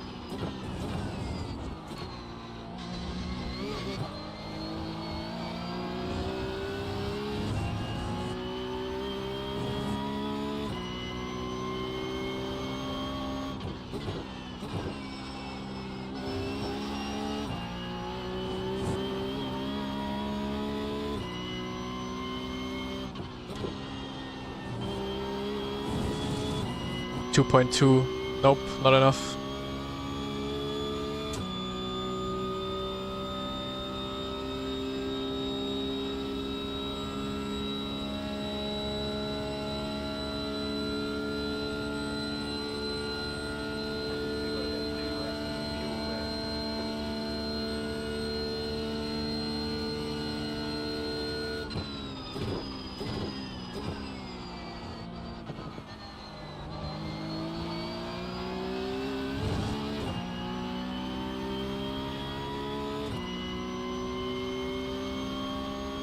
Yeah, I might be able to get those two in the last lap, but that's about it.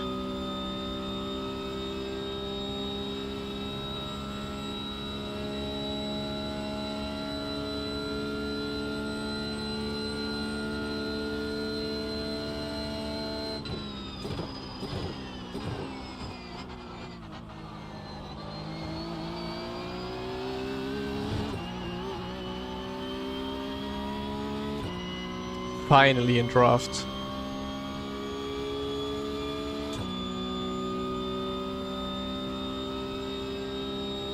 We will see after the race if I have some damage on the front.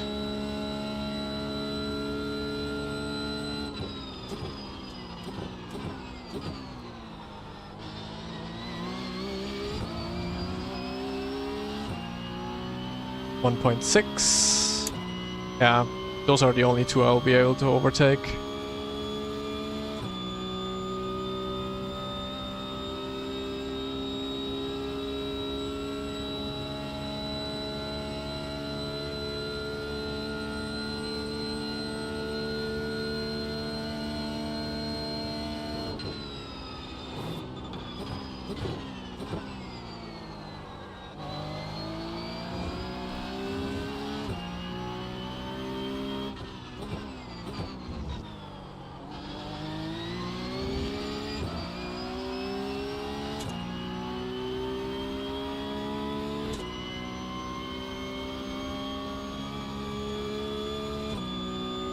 Yeah, it feels like for cornering speed, this car probably has twice the grip it should have.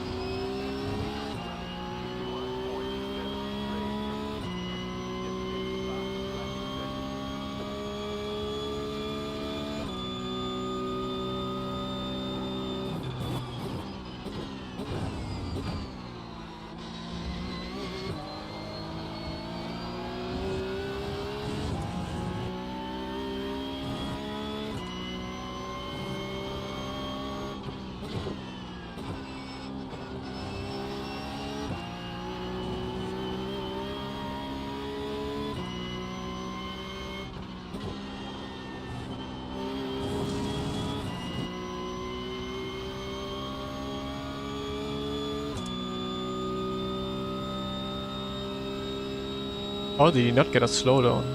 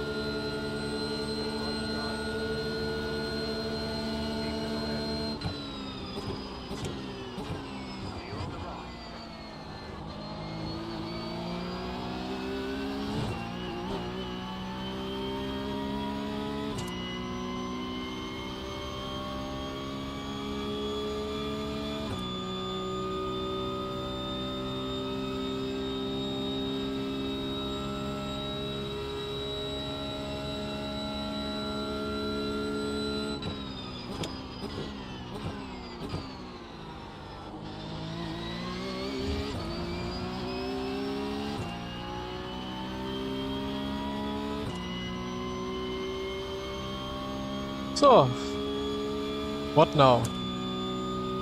Probably going side by side, I guess.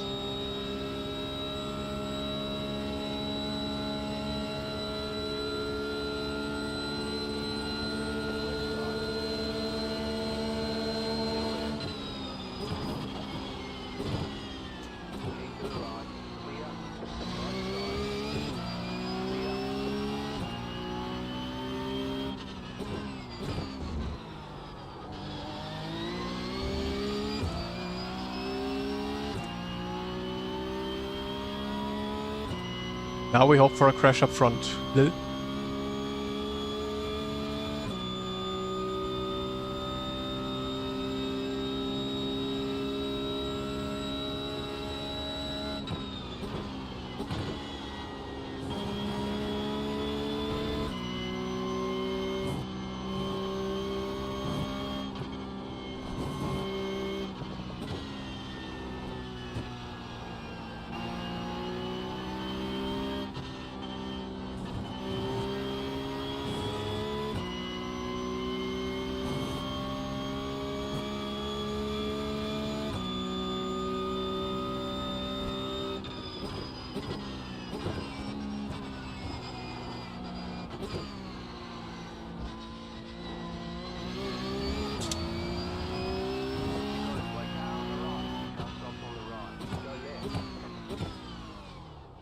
Well, I guess that's fine from starting from the back.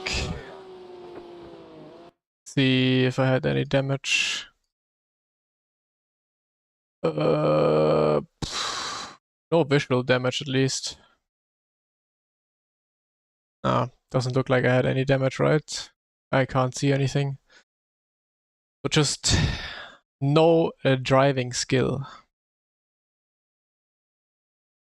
Settings on Discord are up to date, yes.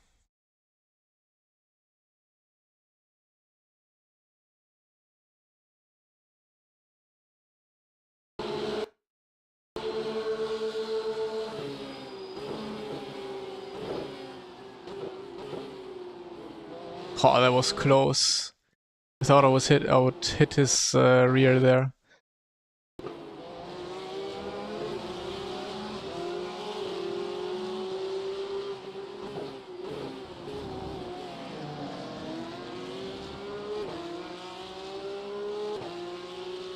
Your POV, I guess here.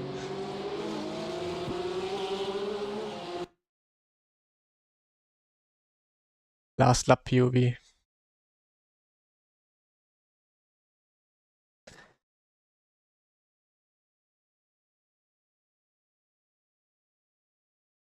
How much did that cost me? Too much, probably. I got crashed there? Ooh, yeah. Oh, yeah. I was hoping like if I had the draft, if there wasn't this this gap of no draft, then would have been a nice race, but yeah. Lost it, unfortunately.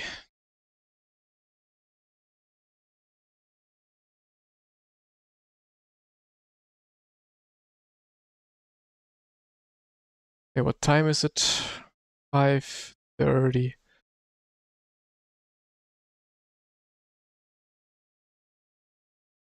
We go again. I am making go setups, yeah.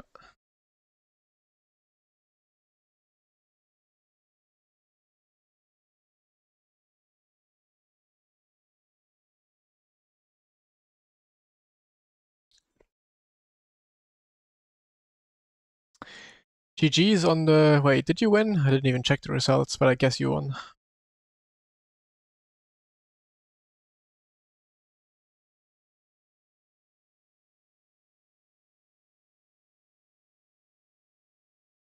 Let's do one more. One more fixed, and then we do some Road Atlanta practice. See how the car behaves there.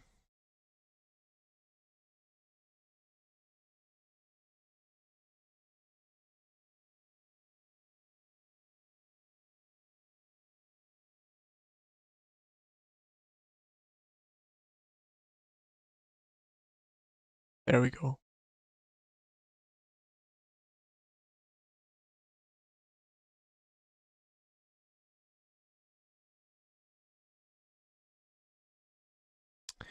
$22, that's fine. I am tweaking them a tiny bit usually.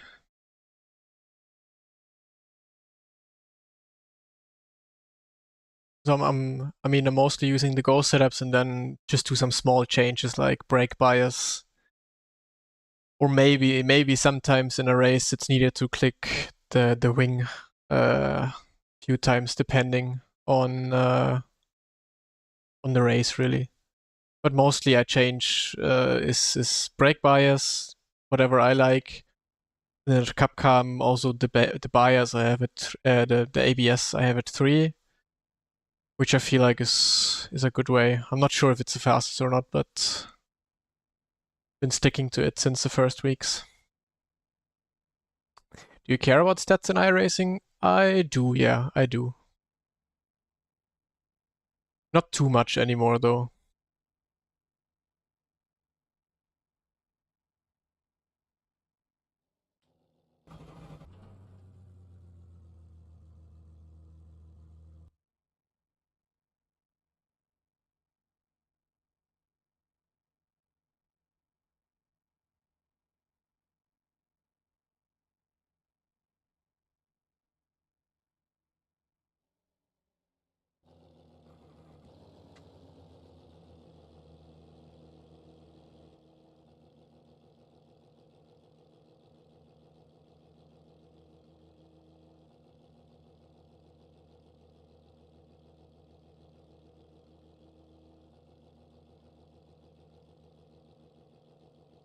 That does not look...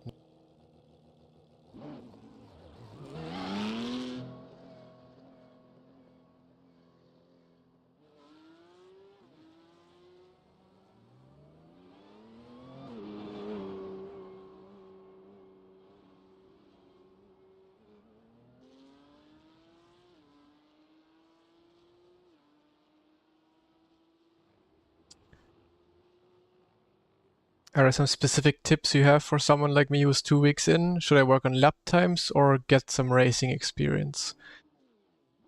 Both. Like racing experience is important, of course. Like that's the place where you get the most experience and can learn the most. But first of all, you should get the driving right. Like look at some lap times, for example, or like YouTube videos, how people are driving, or I mean, as you're doing right now, watching streams, and like getting the fundamentals right. And that's basically that on iRacing, you don't want to brake 100% most of the time. In most cars, you want to be braking 70% at max. So that's something, as a beginner, you just have to understand and put into your driving first. And then, yeah, it's important to do some lap times on your own. get comfortable, get safe with the car you're driving, and then just jump into races, I would say. I think doing races you learn a lot. But yeah, first of all, get the fundamentals right of the driving itself. Like how do you brake? How much do you brake? How do you apply throttle? How much do you steer and stuff like that.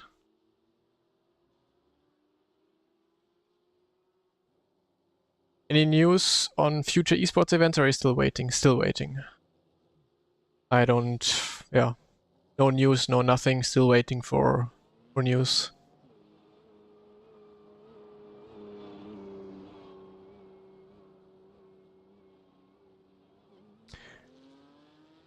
Yeah, that's why I say, well, first of all, of course, you want to be practicing offline, getting everything right, that you're, at least your own driving is safe, because you can't comment for the safe driving of others, but you can try and get your own driving rather safe and then join into races and get as much racing experience as you can. Because in the end, that's the most important. You can be 2/10 off, but if you are smart in how you approach races, then yeah, you can still be up ahead, even though you're 2/10 slower than the fastest guy.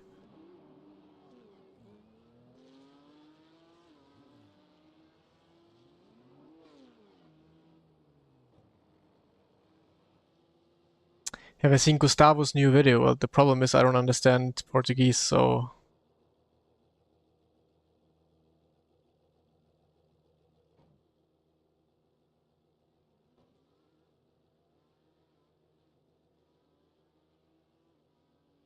but I've seen the thumbnail.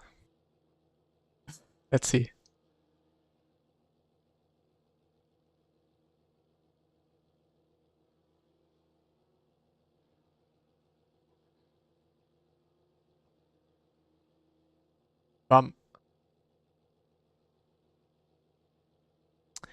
I do not have a Simmer Cube. But yeah. Am I getting roasted? I guess I'm getting roasted in the chat or in the comments.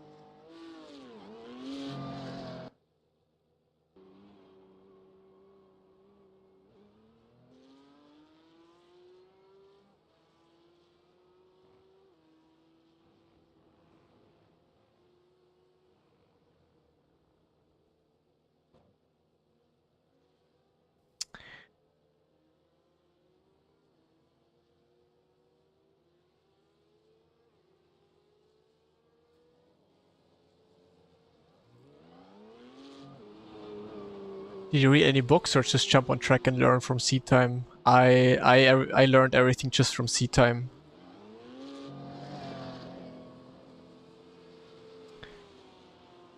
But yeah, nowadays, I mean, it was back in the days, no one did any YouTube videos about sim racing, how you have to drive and stuff like that. But nowadays, you can just learn a whole lot by watching videos from pro drivers or people who coach, you know. So that's a very good way to get the basics right and understand everything quite quickly.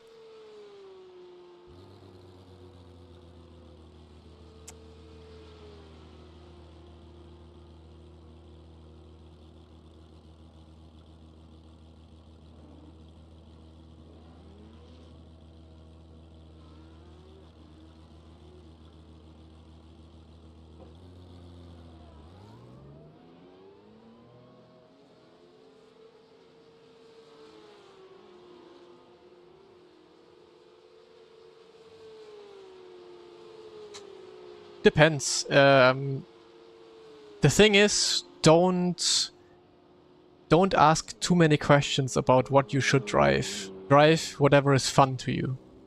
If you're having fun in the M2, drive the M2. If you don't have fun in the M2 but have more fun in the Mazda, drive the Mazda. That's how I would approach it.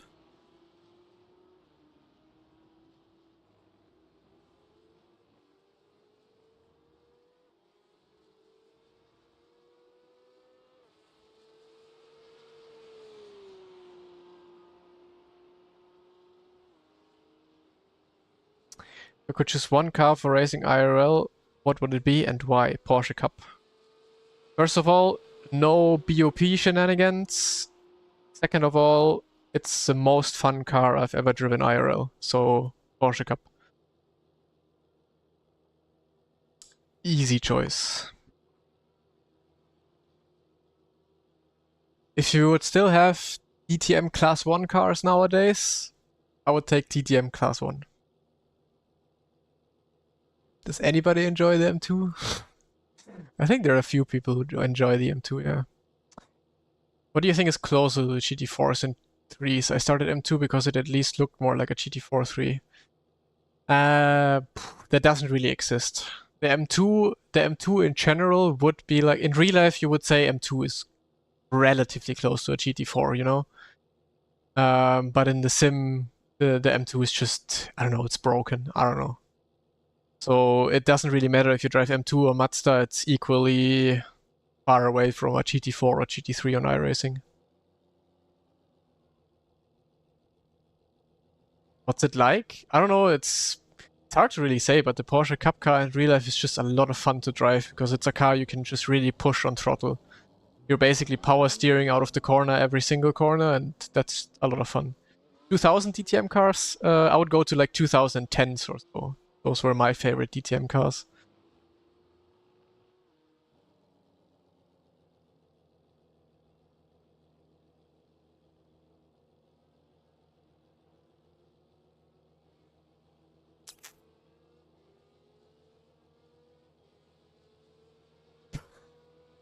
I don't think about fun. If you aren't having fun in a car, it's because you're bad.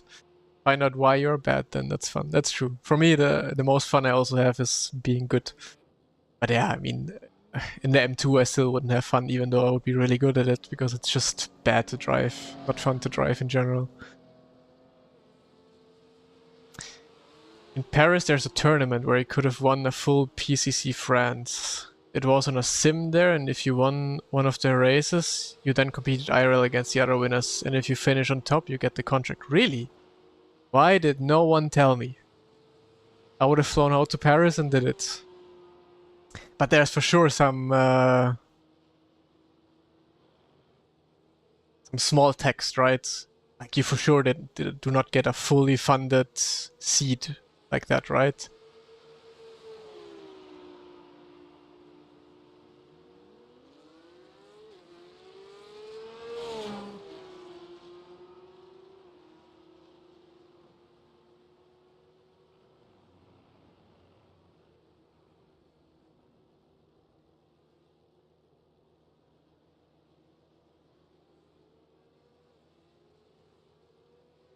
Yeah, I mean, if you're already used to the M2 now, just do the races, your necessary races that you have to do. And as soon as you can do GT4, I mean, you can already do GT4, just only 2 hours. But yeah, if you're C licensed, then jump into anything else. So stick with what you have now, stick with what you feel comfortable now. If you feel comfortable and keep the car on track, not get any big incidents with it, then just stick to the M2.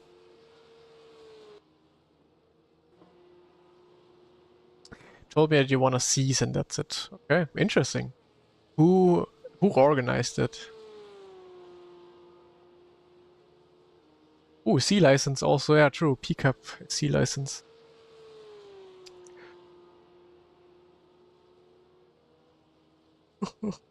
Well, also I think if it was advertised as like a fully funded season, there would have probably been more people knowing about it. Emotion Paris. Find anything about that?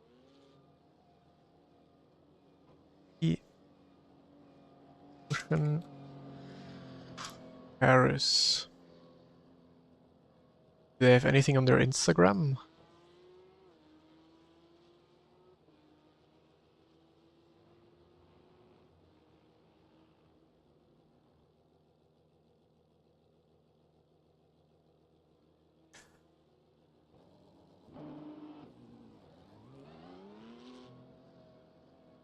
I mean, my French is non-existent, so I don't know what I'm trying to find here.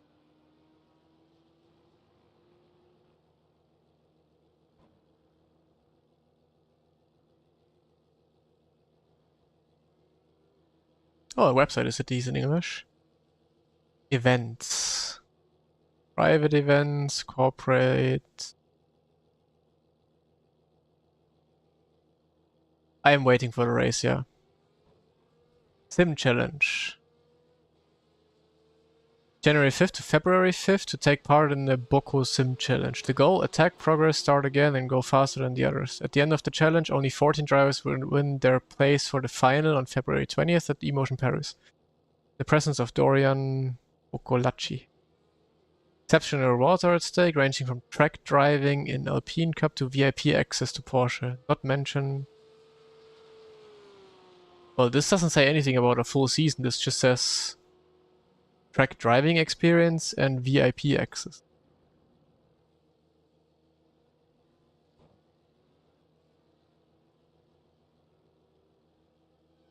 So I call that fake news, that you can get a fully funded seat.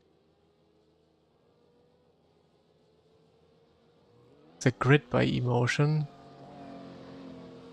But it's the only things. I mean, maybe it's not on the website anymore.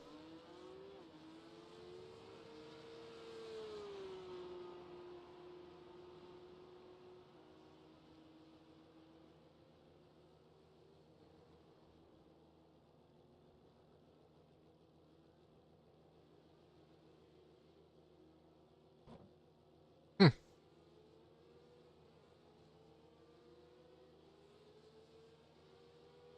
Tja. This link. A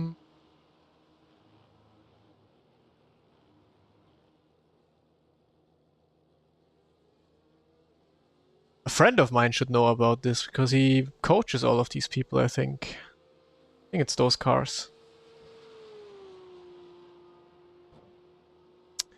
40 euros to participate. 75. Track clash. Okay, now I only need French.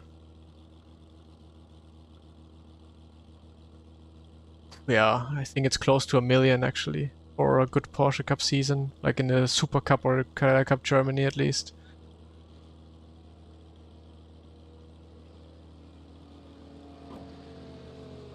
Hmm.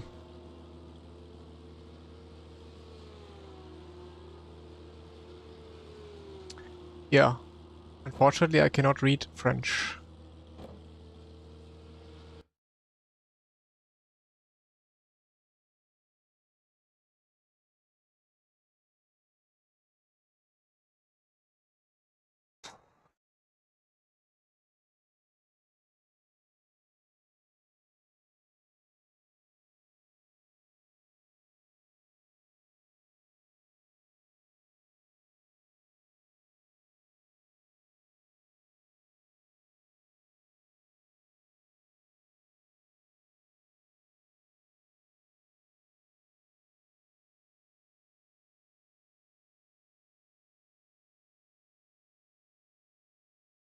No, I will try Road Atlanta after this race.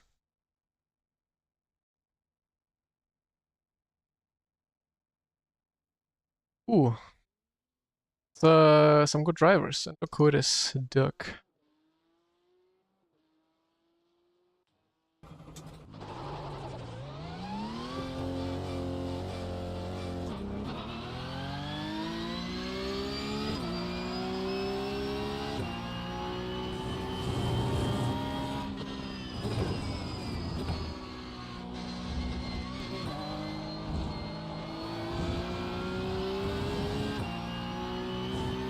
So this time we do a qualifying again.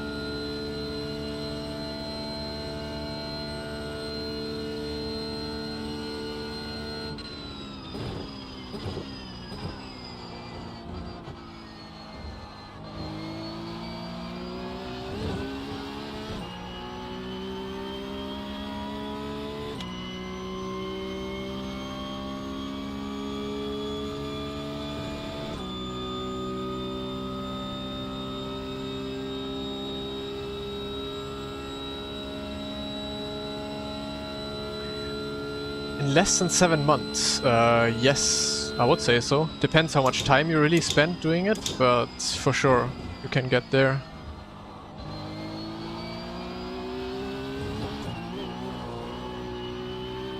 I mean, it really depends how much determination and also understanding and knowledge you bring with it, but for sure in 7 months you could go there. All the free time in the world. Yeah, through coaching and lots of driving and some more coaching, you can get there for sure. In the end, it's really just about driving time and getting everything done with knowledge.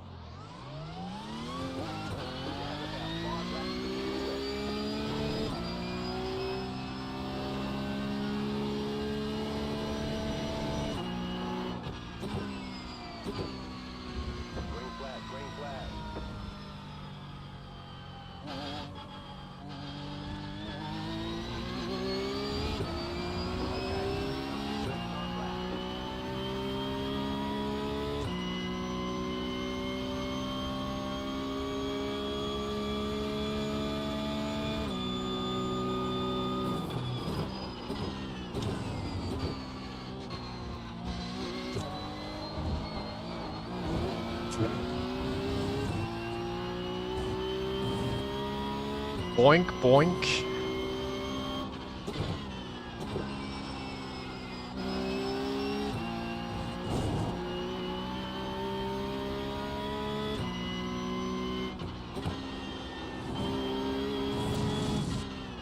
Okay, we try again. You cut that corner and got a slow down penalty.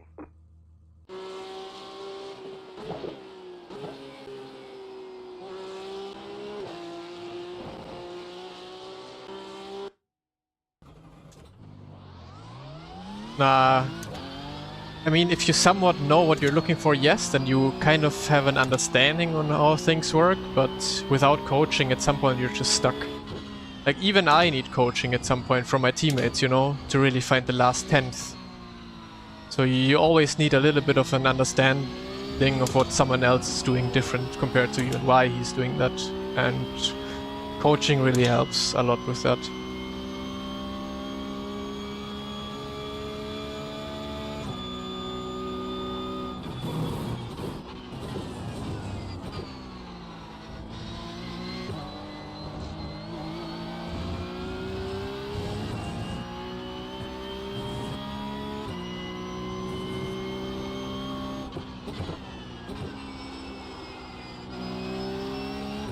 I mean, that's basically what we're doing in like esports teams, you know? It's basically a constantly coaching each other. And through that, that's the only way you really learn and get better at things you're not good at, or just don't have the knowledge of even knowing that you have to do X and Y.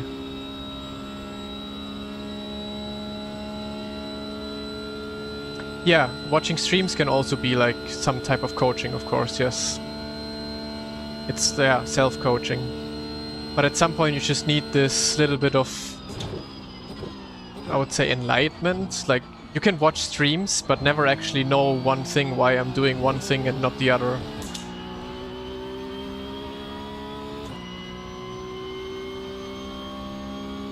Like, for example, oh, okay, you see I'm going on throttle, but you actually see that I'm trying to go to 70%, hold it there, and then go on full throttle, or like to an exact point. And those are things you, when you don't even know these kinds of things, you can watch as many streams or videos as you want. You will not learn anything from that, or be able to learn exactly that.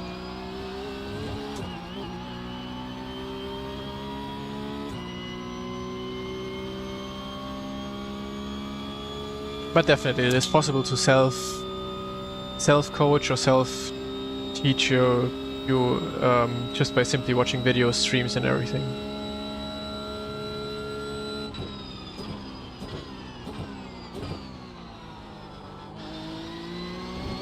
Holy understeer with the fixed setup.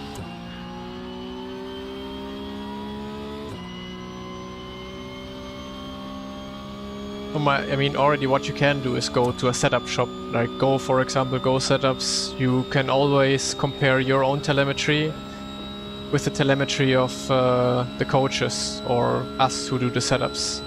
And just looking at that as well, you can also learn without anyone having to tell you what you have to change.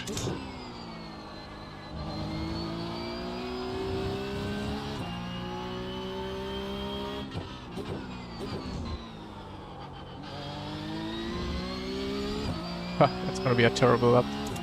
That doesn't really matter.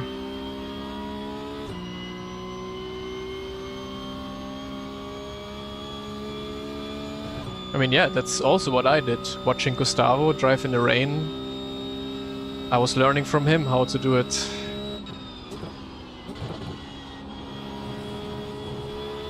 That's what I'm saying. Even I am always still learning. What is going on, man? Absolutely no grip.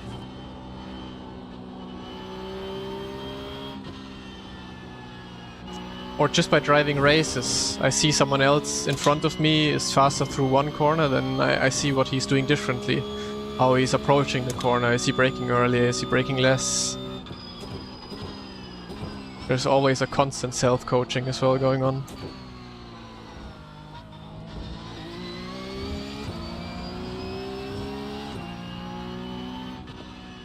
Track uses a bad wind, I have no idea, but this felt like a terrible lap. Like it felt like I haven't had any grip whatsoever. But yeah, it doesn't really matter on this track. As long as I have a qualifying lap, all good.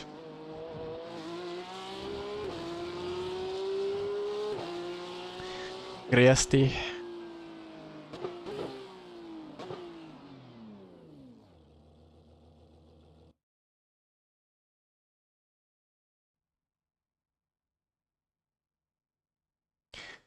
When you get below 1 second, it is sometimes very difficult to spot where do they get time.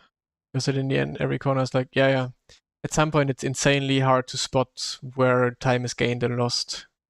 For that, you then really have to go into the details of telemetry, and from telemetry, look onto the replay, and combined, you can then really see where you're losing time.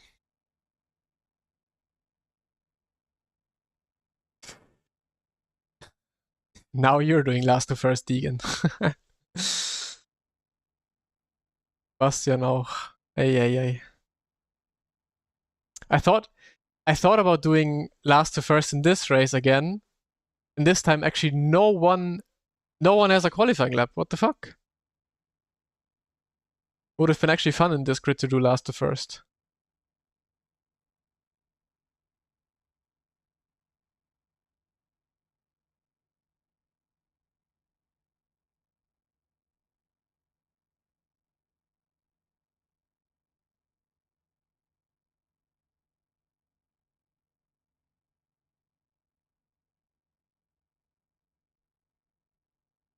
Yeah, I guess Deegan will be with us probably after the first lap or second lap.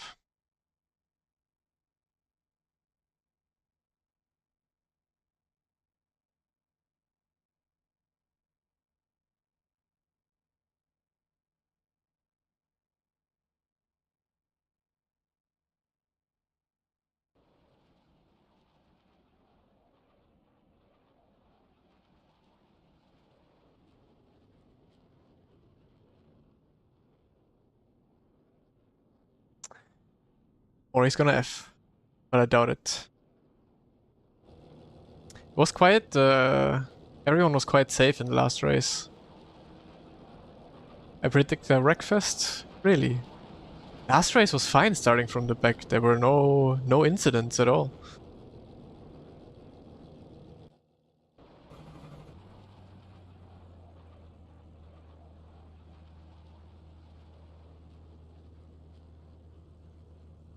The estimated SOF is 4,343.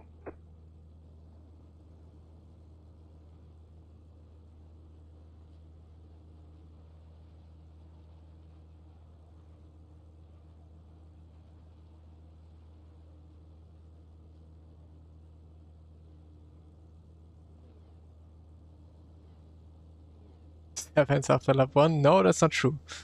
Was still like 12th after lap 1.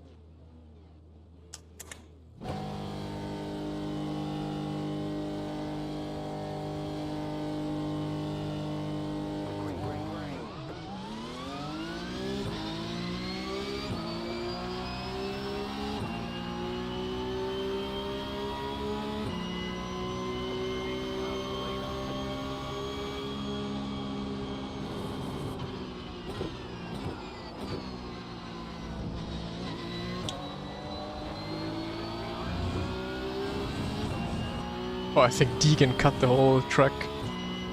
Something happened for sure.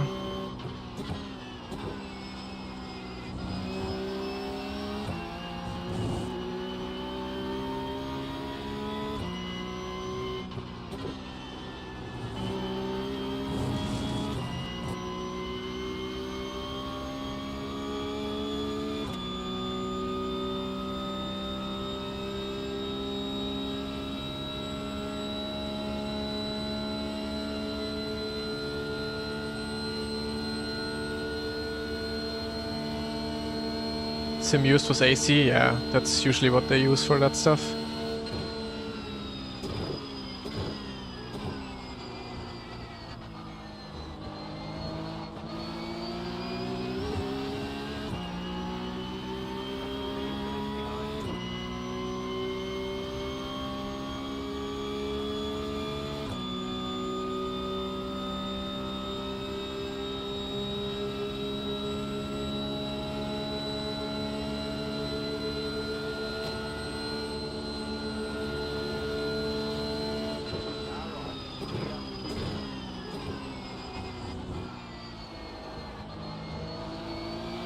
Oh, I have so much understeer in this session. It's crazy.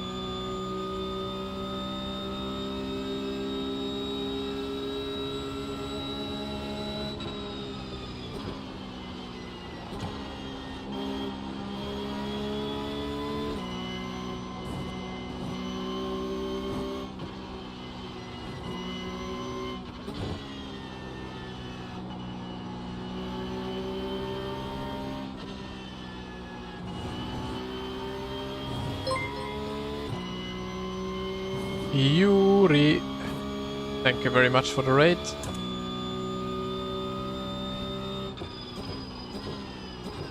How was Daytona Monday?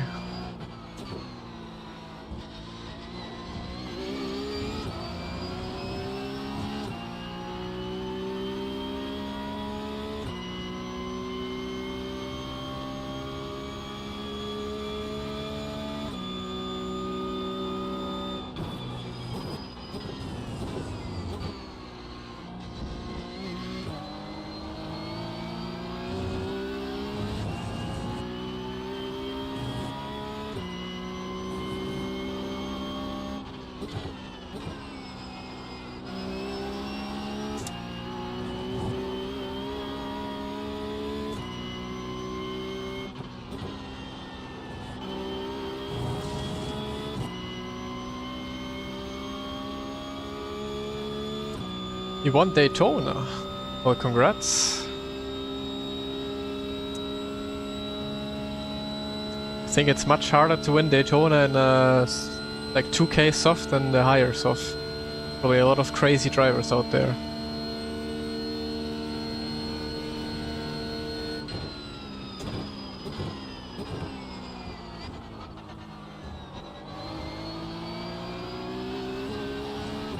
Oh, Haley has some good speed.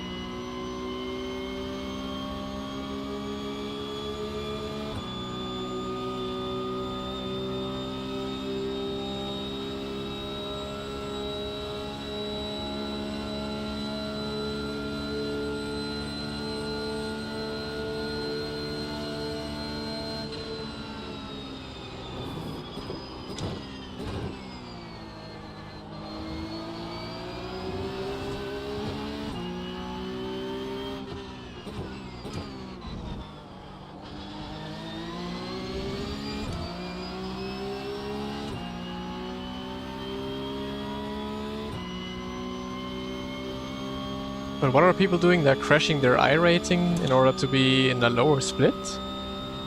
Makes no sense.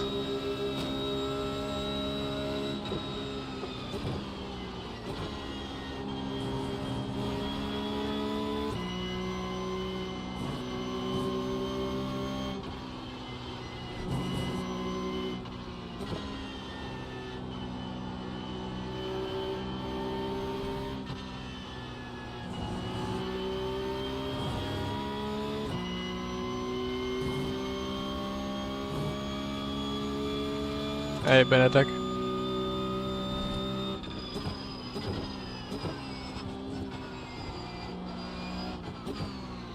Yeah, that's also why my I rating is so low. Also crashing it every now and then to not be number one anymore. Lubo did that for Sebring.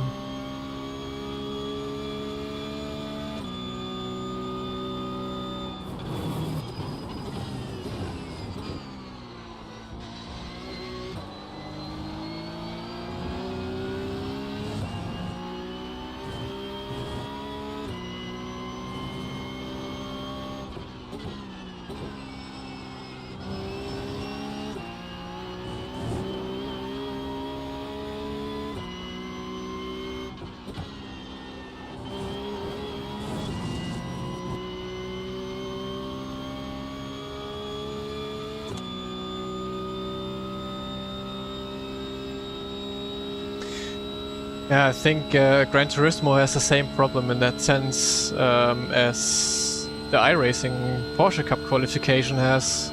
Because if you win Split 2, you get more points than being, I don't know, 5th in Split 1. And obviously it's a lot easier to win Split 2 than to be like 5th in the first split.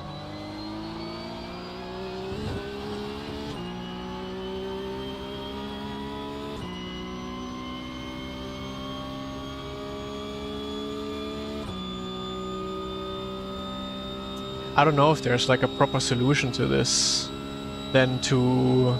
Yeah, they probably have to use their own point system and not make the points by stuff for these qualification races.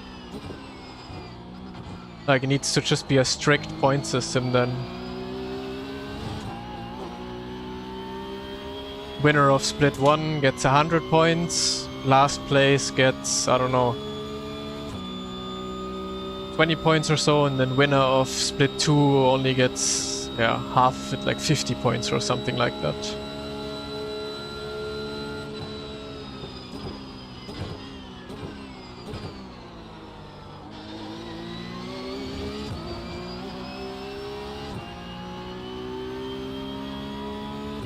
How was the Indy Pro Quali?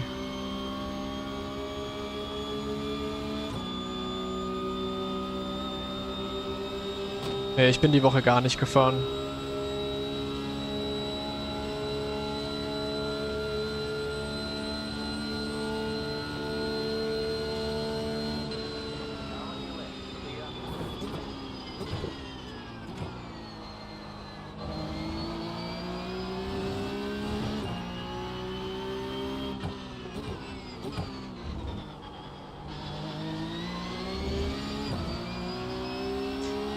Deegan in P6, he's also in no man's land right now.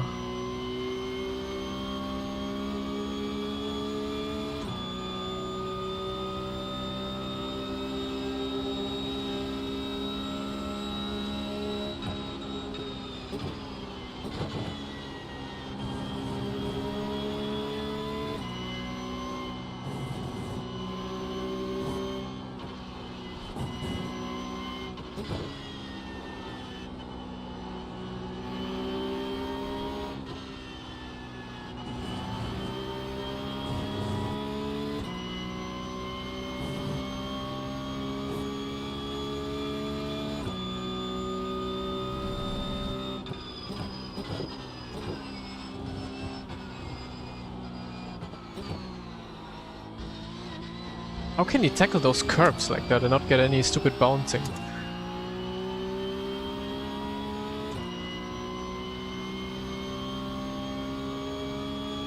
I think the problem with Pesk right now is that they're considering doing it on Rennsport. That's why there's no announcement yet.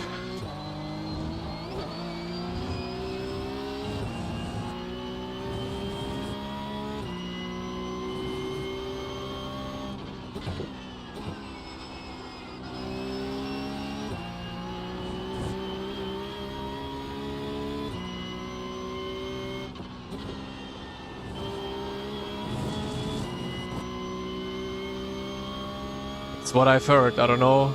I obviously have no official confirmation about anything, but that's what I've heard. Those are the rumors.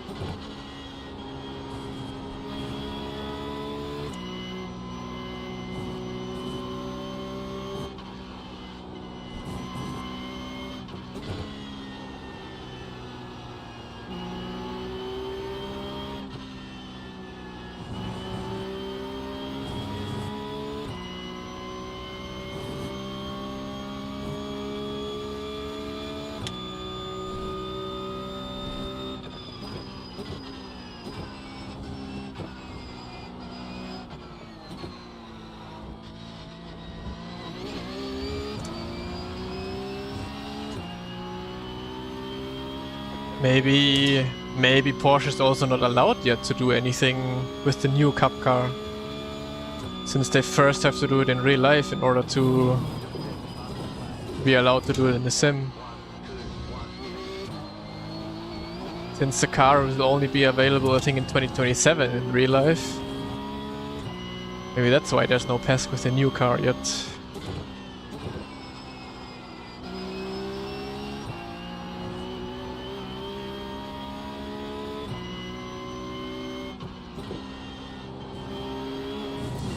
Oh no.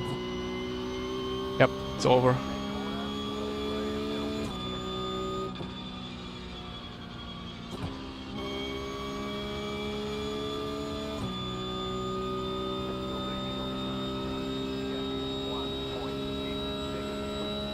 It's announced IRL, but I think the first races or the car will only be allowed to be raced in 2027 or so.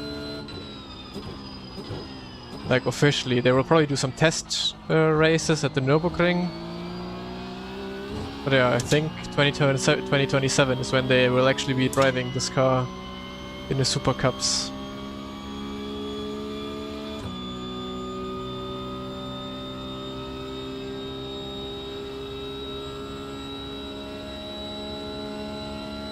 I've heard 2027, but I could be wrong.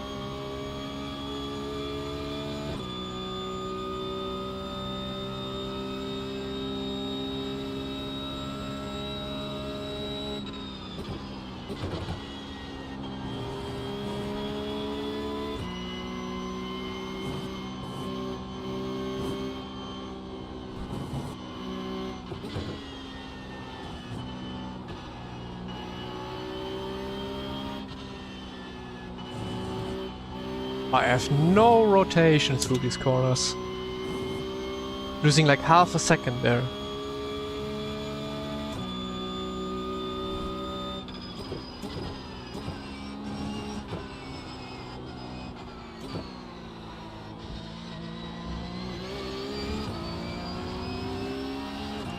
Need some good push on the straight to be able to catch up again. Max, vielen lieben Dank. 12 Monate schon, ein Jahr. Crank. Obwohl ich ja nie streame.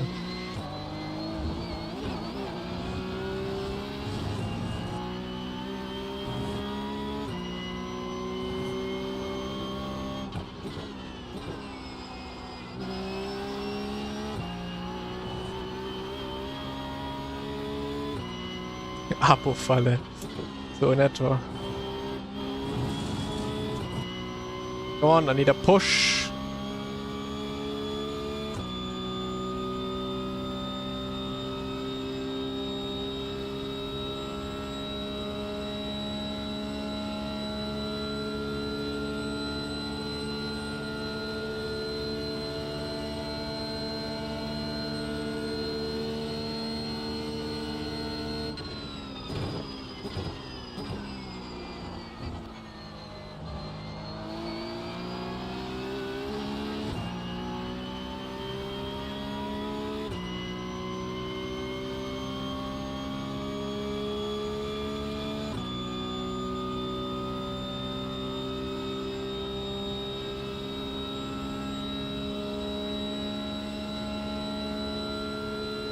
It feels like the draft is so much lower in fixed setup.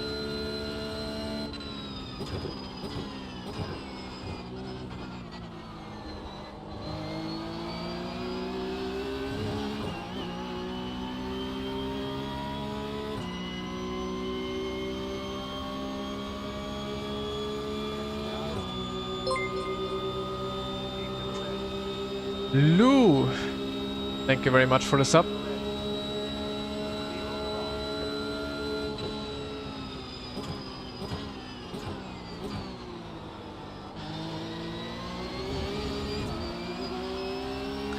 Eight months for you. Thank you very much. Appreciate it.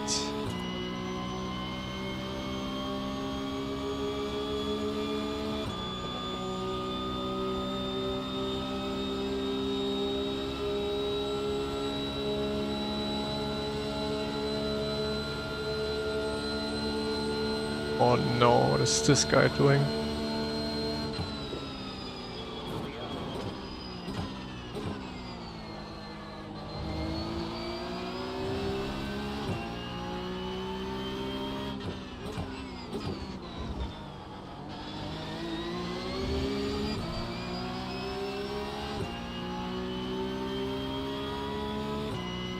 Best streamer out there. Thank you very much.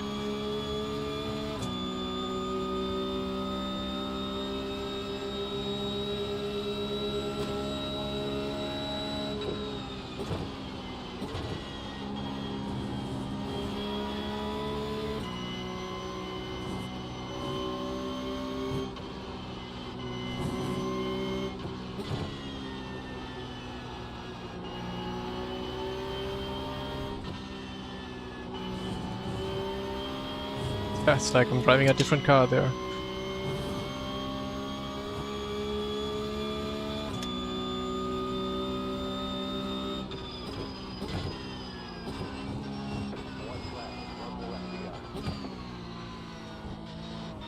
Oh.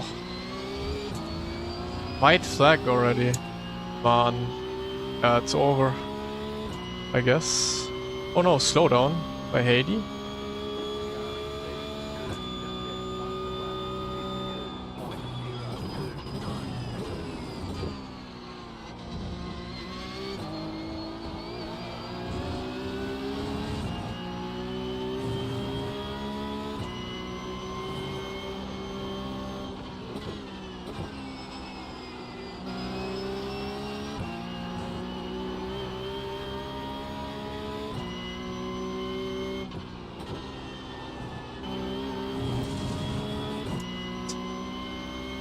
Now when I need to be at his rear to push him, I'm making mistakes. Man.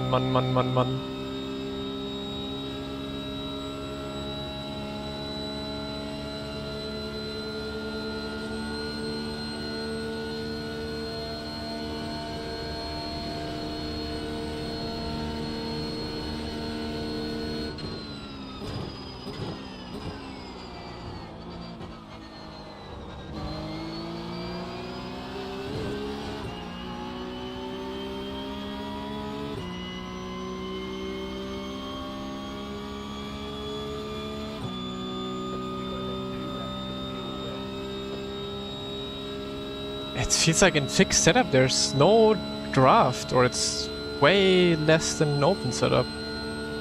How is that?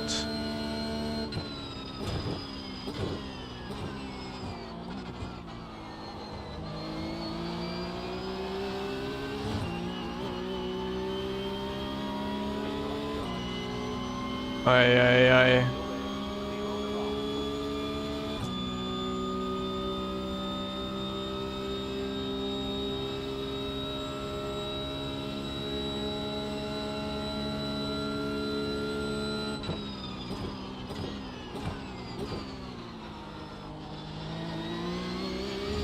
Come on, give me draft, Haiti.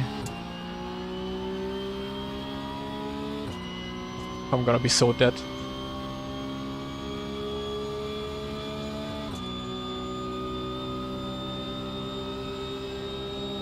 Yeah, bye.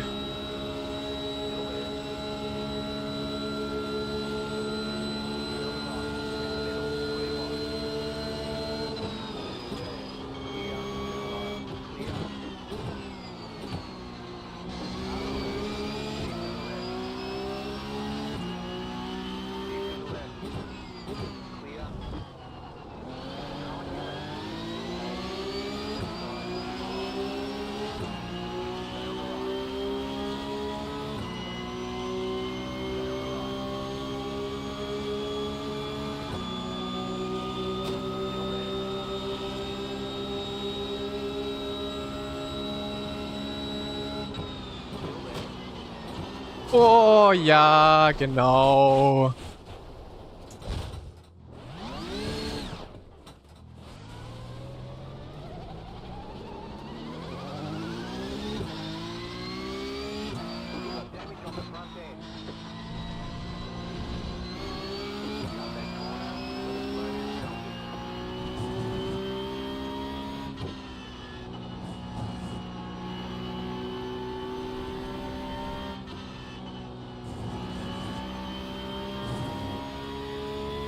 Can't ever have a normal race on iRacing, man.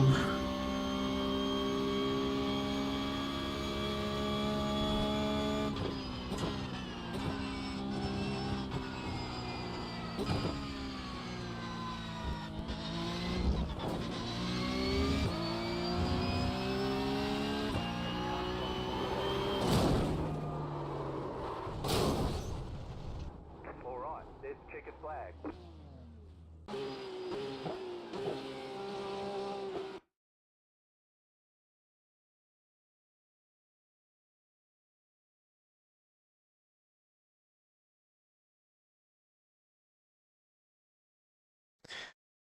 Ah, it was good fun until then.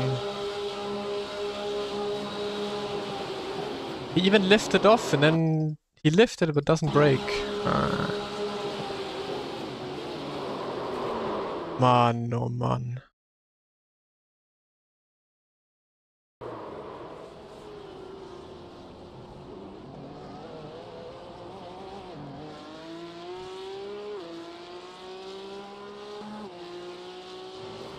Of course, just continues. No sorry, no nothing. No waiting. What a guy.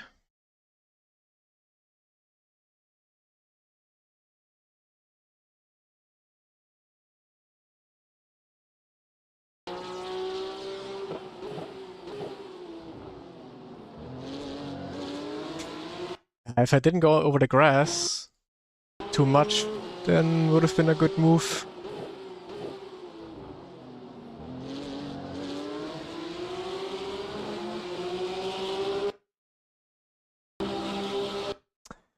Well, it is what it is. iRacing is still dog shit to race at. Ah, nee.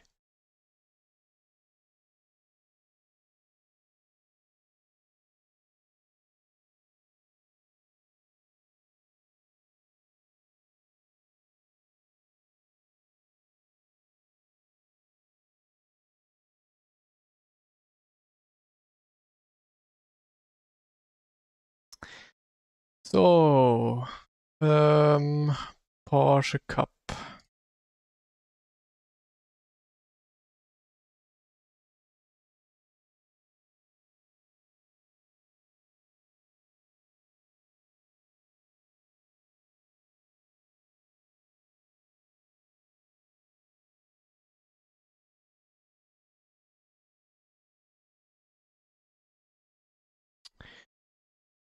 What weather do we have? January 24th at 1:15.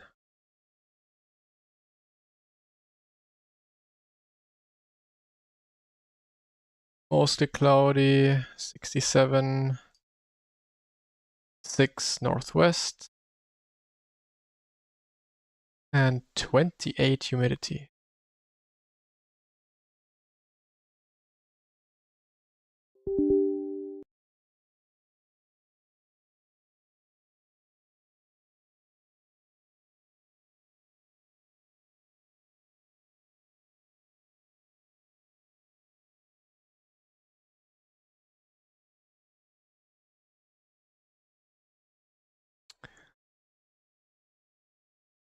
So, let's do some test driving, I guess.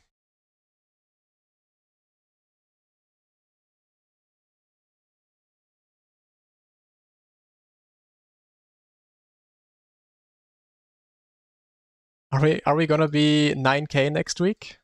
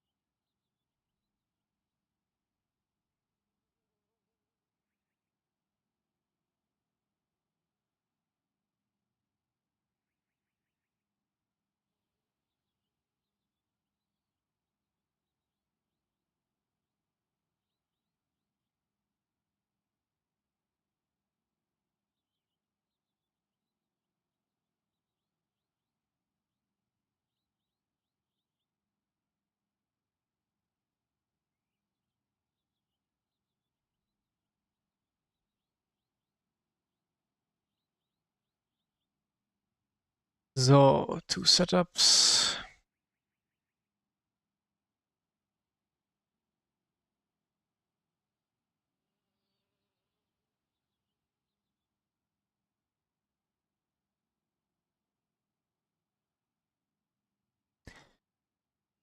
Let's see the bounciness that we're gonna have here. Race setup, bum. Ja, passiert, Colin. Alles gut.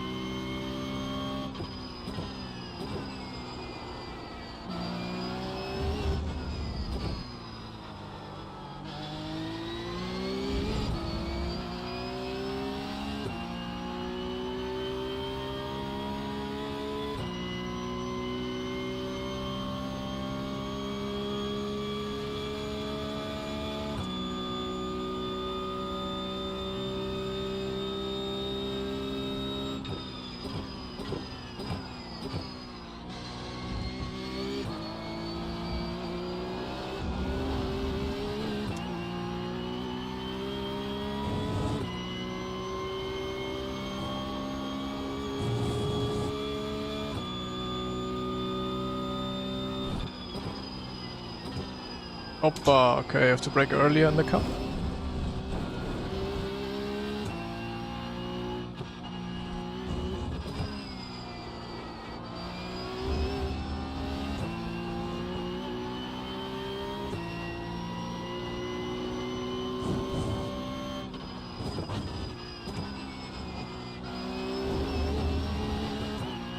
It's not too bad right now. I expected it to be a lot worse with the bouncing.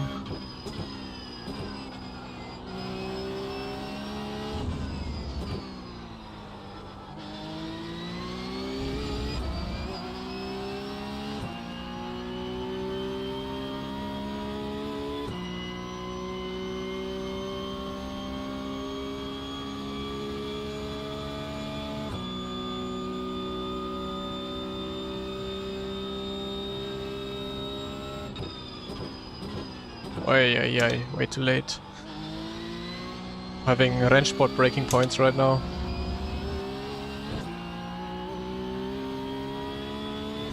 But I cannot go over the curb here on the inside, right? Yeah, no.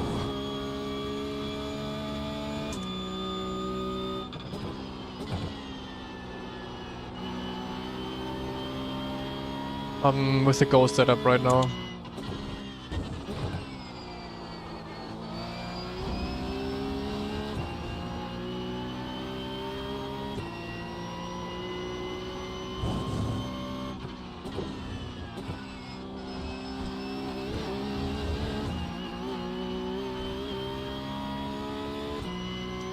Kein Damping. Aus.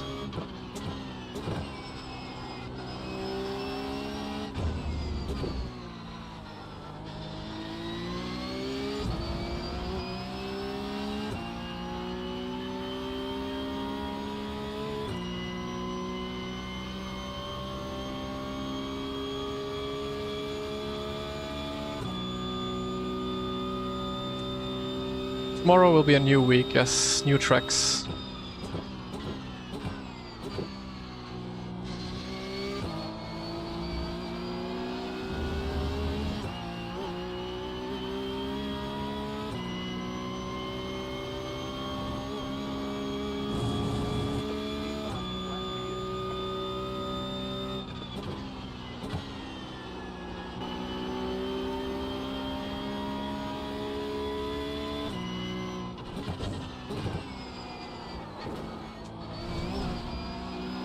I feel like the apex in Rennsport is so much later there.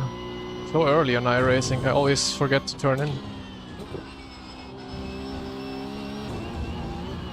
Yeah, but the bouncing is completely alright. More Faria.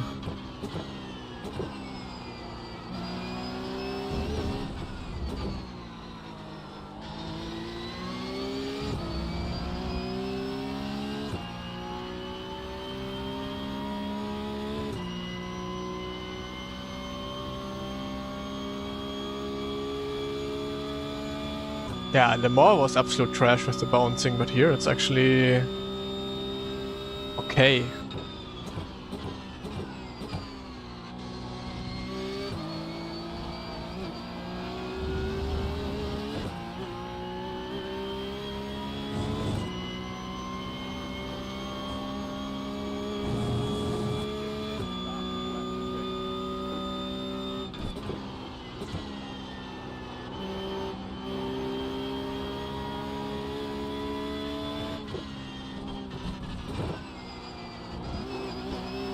Also here, that's fine.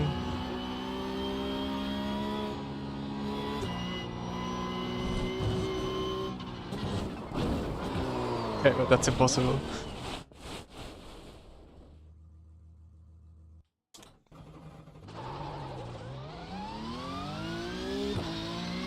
Good time here for 2K I rating. Oh, no idea. Depends.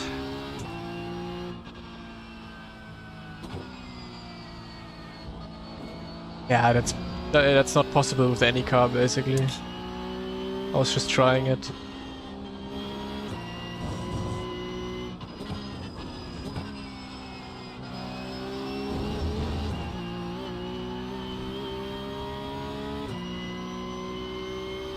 Yeah, but you're not mounting that curb with any car there, so obviously it also doesn't work with the P Cup.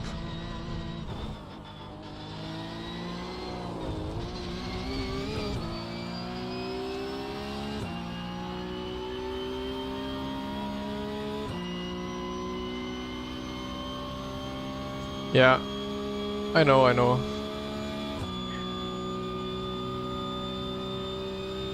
Well, I'm gonna be so off pace on this track, I think, like I usually am. North Atlanta. Ha.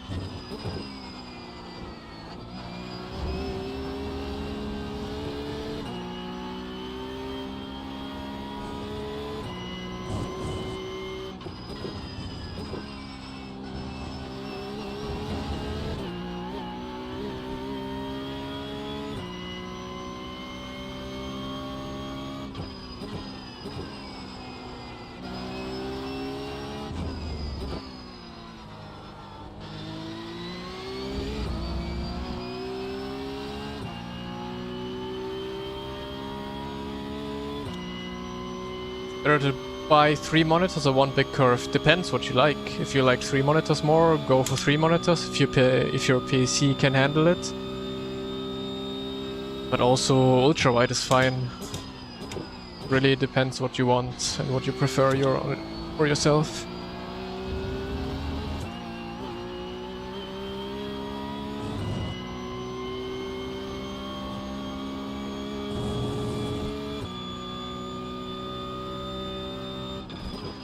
How do I prepare for real life racing? Well, I go running and I do sim racing.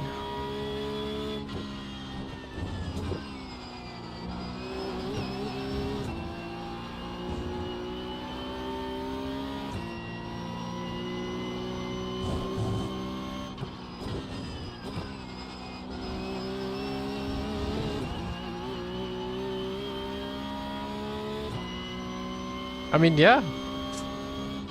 With these kind of decisions, it's what you like more, no? Do you want to be able to see what's next to you with the triple screen? Then buy triple screen. If you want to... Yeah, depend. Like, if you just do iRacing. If you just do iRacing and nothing else, where you don't have a radar, go with triple screen. For sure the better option. If you mostly drive something else where you have a radar in the game, go with ultra wide. Then you do not need a triple screen at all. You want more frames? Go for ultra wide. Is your PC a NASA PC? Go for triple screen.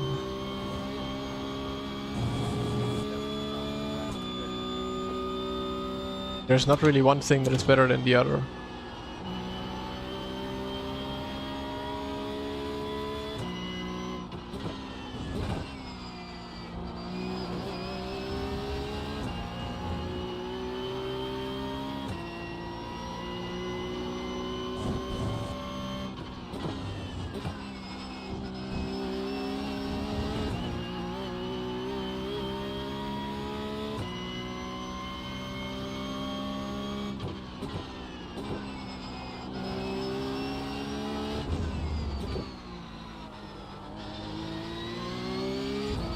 Background? What's behind me in the background?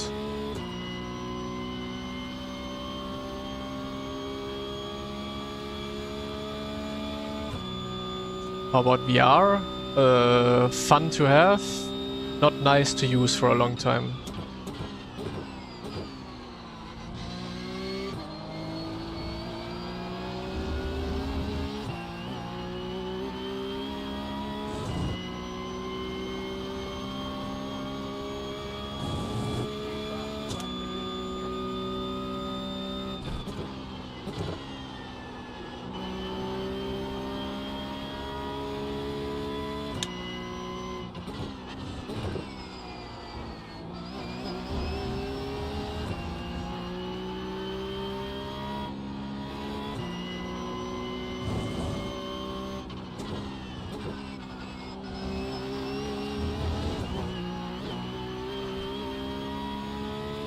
That's the esports race setup, yes.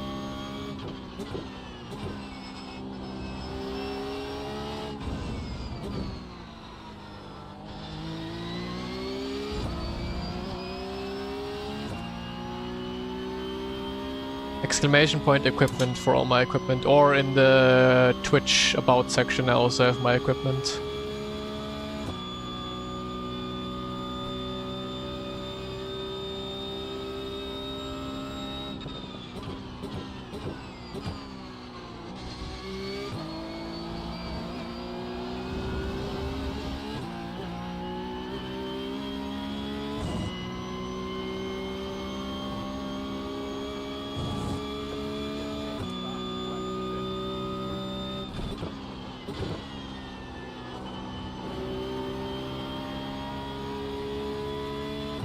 Although I'm not sure if this one is up to date. In my Twitch about section it's up to date, I think. But here it still says, yeah, here it still says VRS pedals. I'm using Moza CSRP2 pedals right now.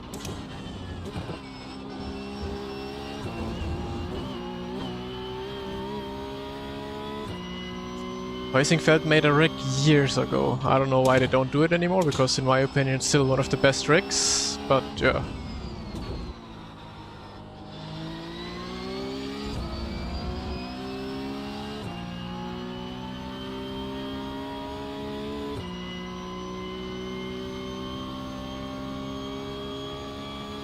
Why the switch? Because I had to use the Moza for esports, for Rennsport. And honestly, they're quite good.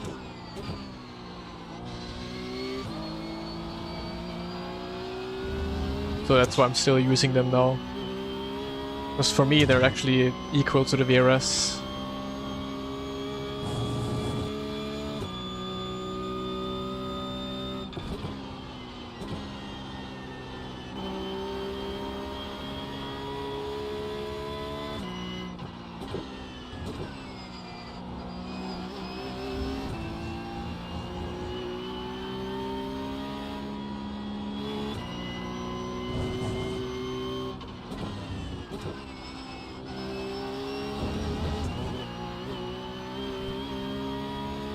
No, not the active one.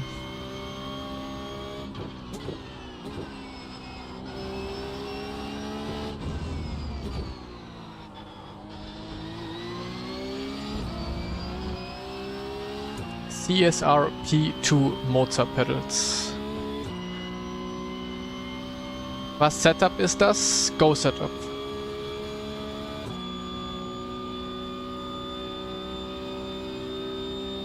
Wait, does the command not work?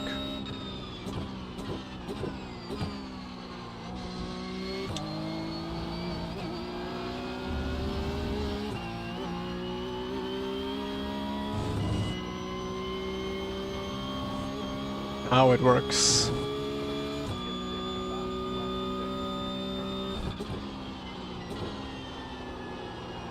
Wing? Tja, you have to get the setup for that.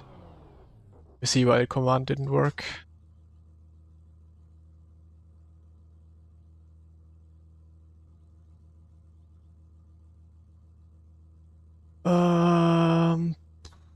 Chat commands, custom.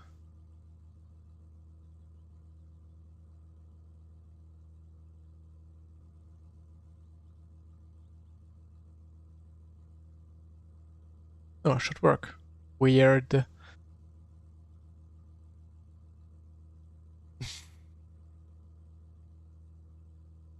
On YouTube it doesn't work.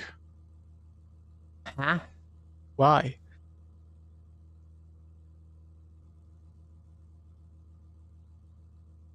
It should both should work. Setup and setups.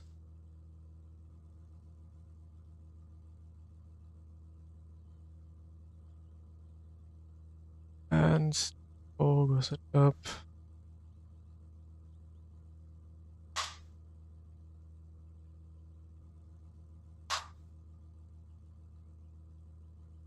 So now it should also work on YouTube.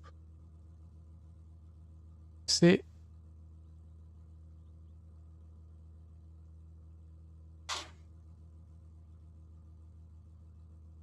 There we go.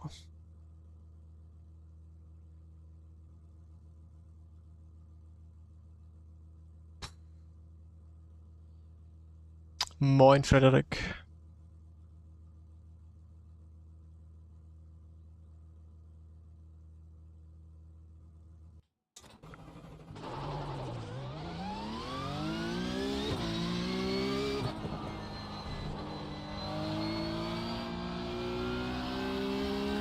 Use of my code is you get 10% off.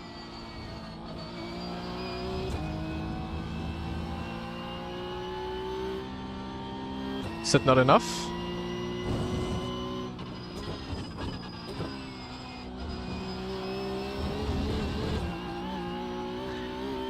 And if you use the link that is there, then I get a little bit of a compensation as well.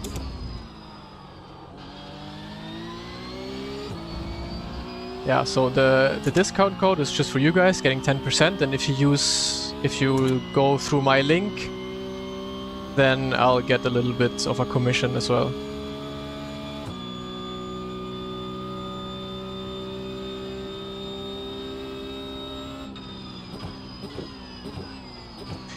Now I would have to know what turn 5 is. The uphill left?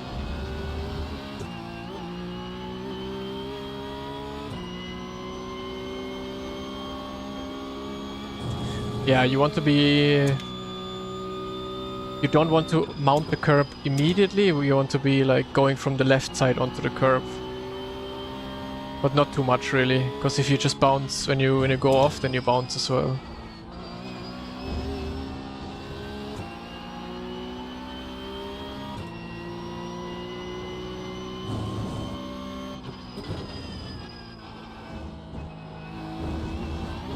Basically like this, I would say. Not sure if it's 3rd or 4th gear though.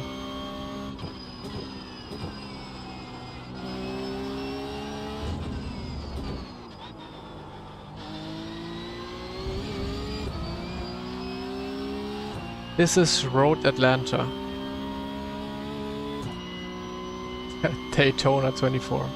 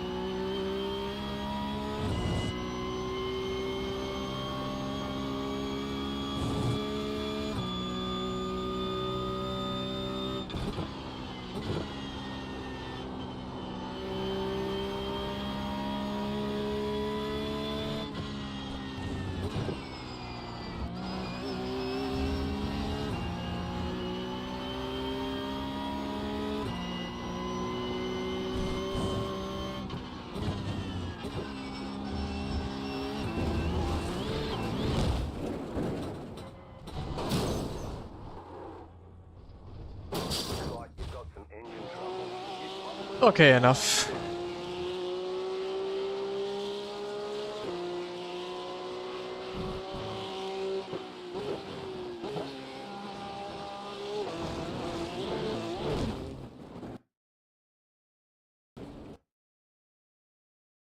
But yeah, I'm gonna be doing races tomorrow morning.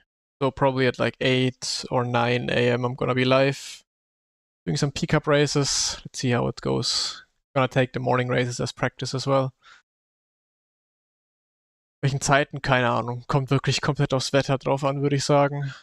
Kein Plan.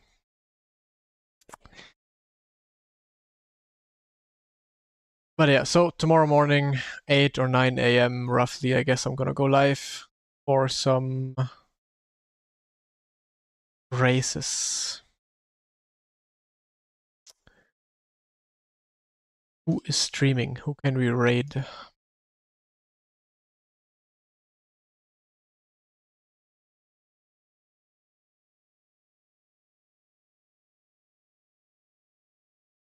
No one's really streaming right now.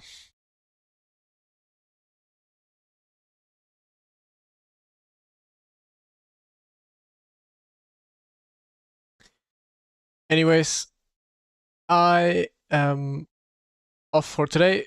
See you guys tomorrow morning or afternoon. Peace.